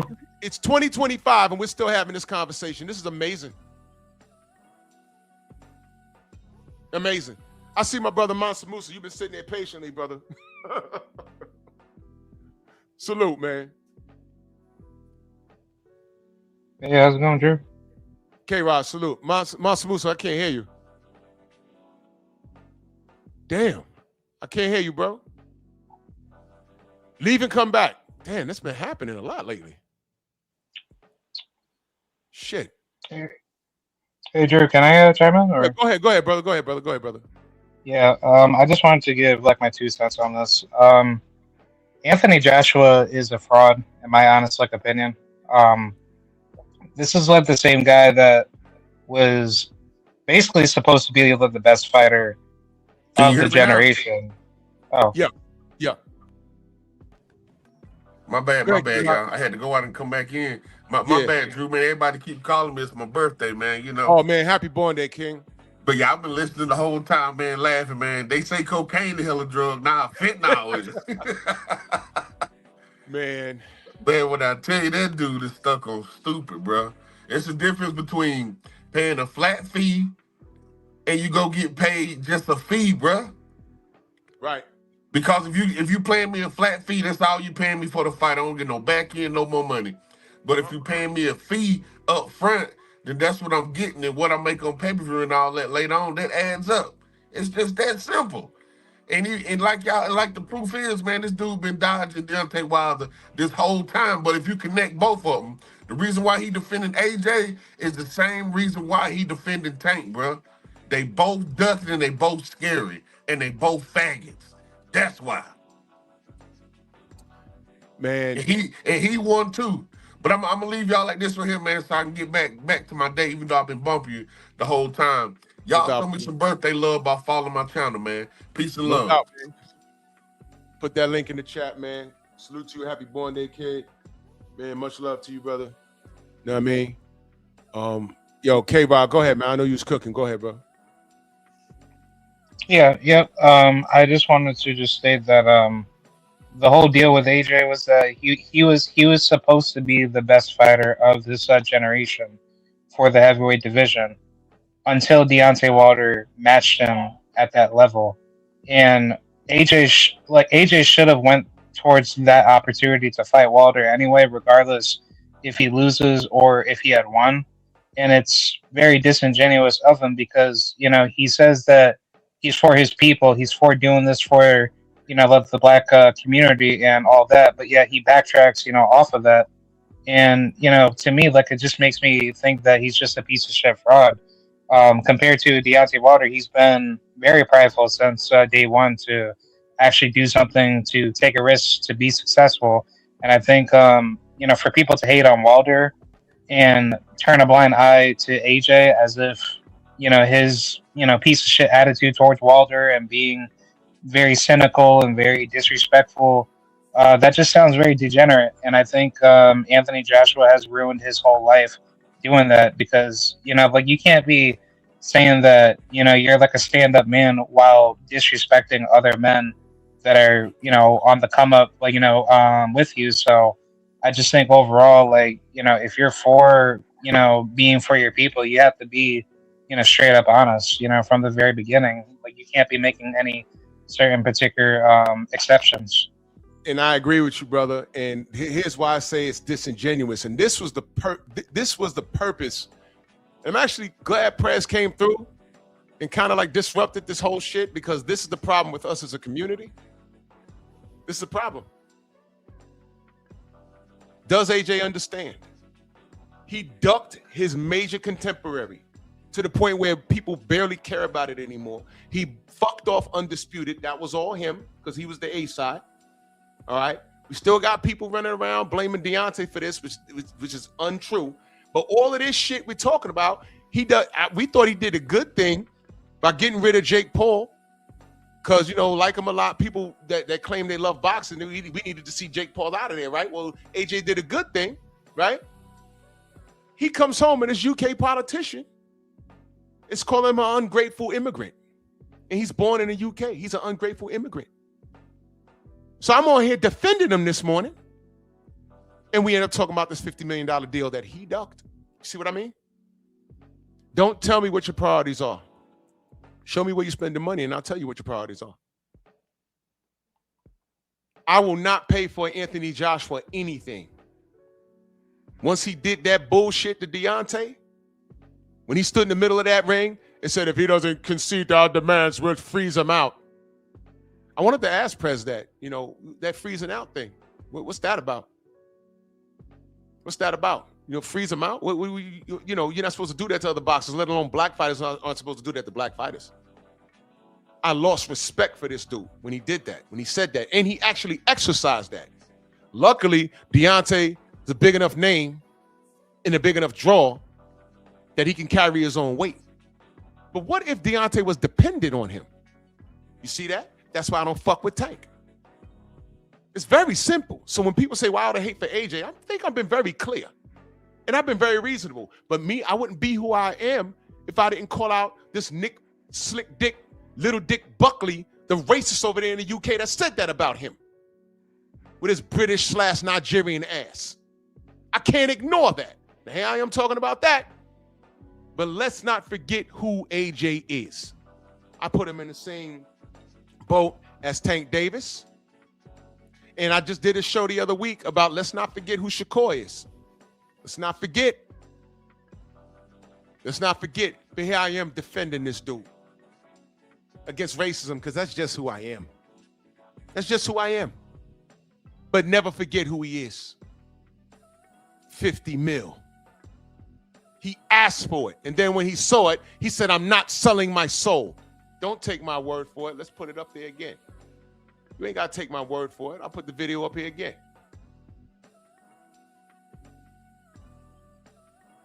You ain't got to listen to me.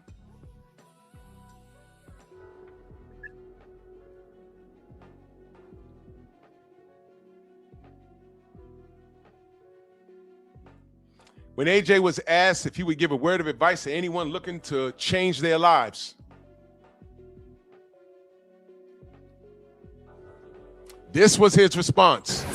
I'd say, I don't know. Anyone that wants to change their life, I don't know. Do what you want, innit? It's your choice. You live your life how you think is best. And you'll like deal with the consequences of your decisions.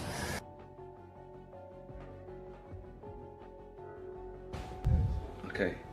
I'll take 50 million up front. Look at that. I'll take 50 million up front. If that's the case, Wilder's team, bring me 50 million up front and we'll take the fight. You know, with your man Eddie and Barry Hearn and tell them to check their email. I got something special for you. And by the way, all the money's in the bag. But I guess Deontay's a liar though, right? So I expect you'll be a man of your word. So I guess he a liar though, right?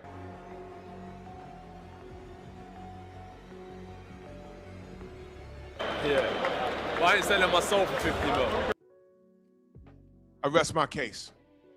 I ain't selling my soul for 50 mil. What 50 mil? Unless he saw it. But let's go back here. I've just asked some very simple questions, which they've answered. That? No, I haven't seen proof of funds. I haven't asked to see proof of funds. What? I've just asked some very simple questions. I just asked some very simple questions. Which they've answered, to be fair to them. Which they've answered to be fair to them.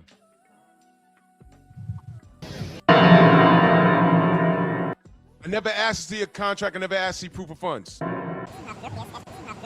Let's see proof of funds. Let's see proof of funds. Let's see proof of funds. Let's see proof of funds. Right.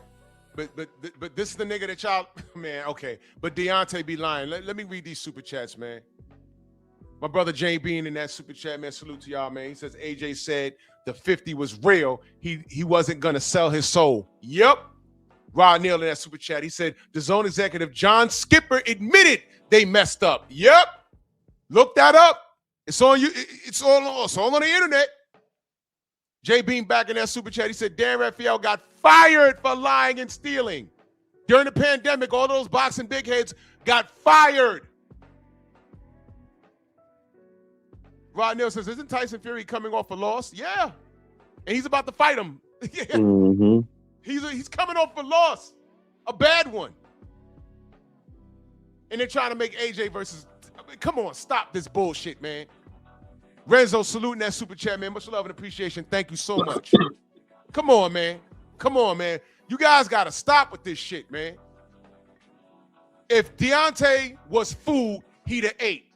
Mm-hmm. That's it. And the funny shit is, this is the dysfunction in our community. I didn't even want to talk about that shit. Salute to K-Rod, man. Any last words, y'all, man? I got to get out of here. I got to get my day started. Shit, nah, I was gonna say this is a common problem in boxing where you got boxers that weaponize their popularity and their fan base against other boxers, and we can't get great fights because of it. We seen Tank do it with Shakur and Devin. We seen Canelo do it with David Benavidez. We seen AJ do it with Wilder. It's bullshit. We kind of seeing it with Virgil and Boots, even though I don't think Virgil is bigger than Boots, but we can see how they can freeze you out of a good fight because they scared. The money will be there, the venue, everything is set up and right, but you got these top guys who's the A side. They're scared and they're blocking good fights. They robbing us. They fucking us over as fans. And we gotta stop. We gotta quit. We gotta quit backing that type of shit. Like, that's not cool right there. AJ's a duck, period. This fight supposed to happen 4-5 years ago. Probably longer than that. True story, man. Man, shout out to you, Rich, man. I appreciate you, good brother. Yes, sir. For sure, Drew. No doubt. Steve L, you there, brother? Steve L's probably, stretching some chick right now, man. Salute to y'all, man. I'm going to go, man. Merry Christmas, Happy New Year, Happy Kwanzaa, Happy Chanukah, whatever the fuck it is, man. Whoever you celebrate, pray to who you worship.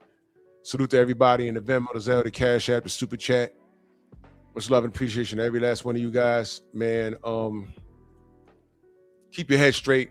If y'all find this Nick Buckley dude, he's a politician in the UK, give him that work. Because what he said about AJ's wrong.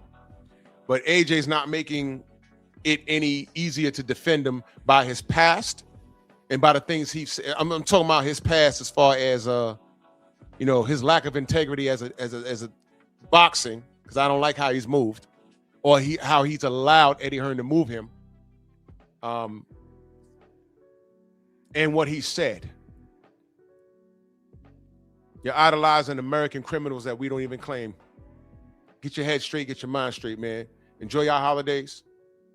And stop being a nigga. Nigger. Merry Christmas, man. Bronx on deck. Move! Why are you gay? Who says I'm gay? You are gay.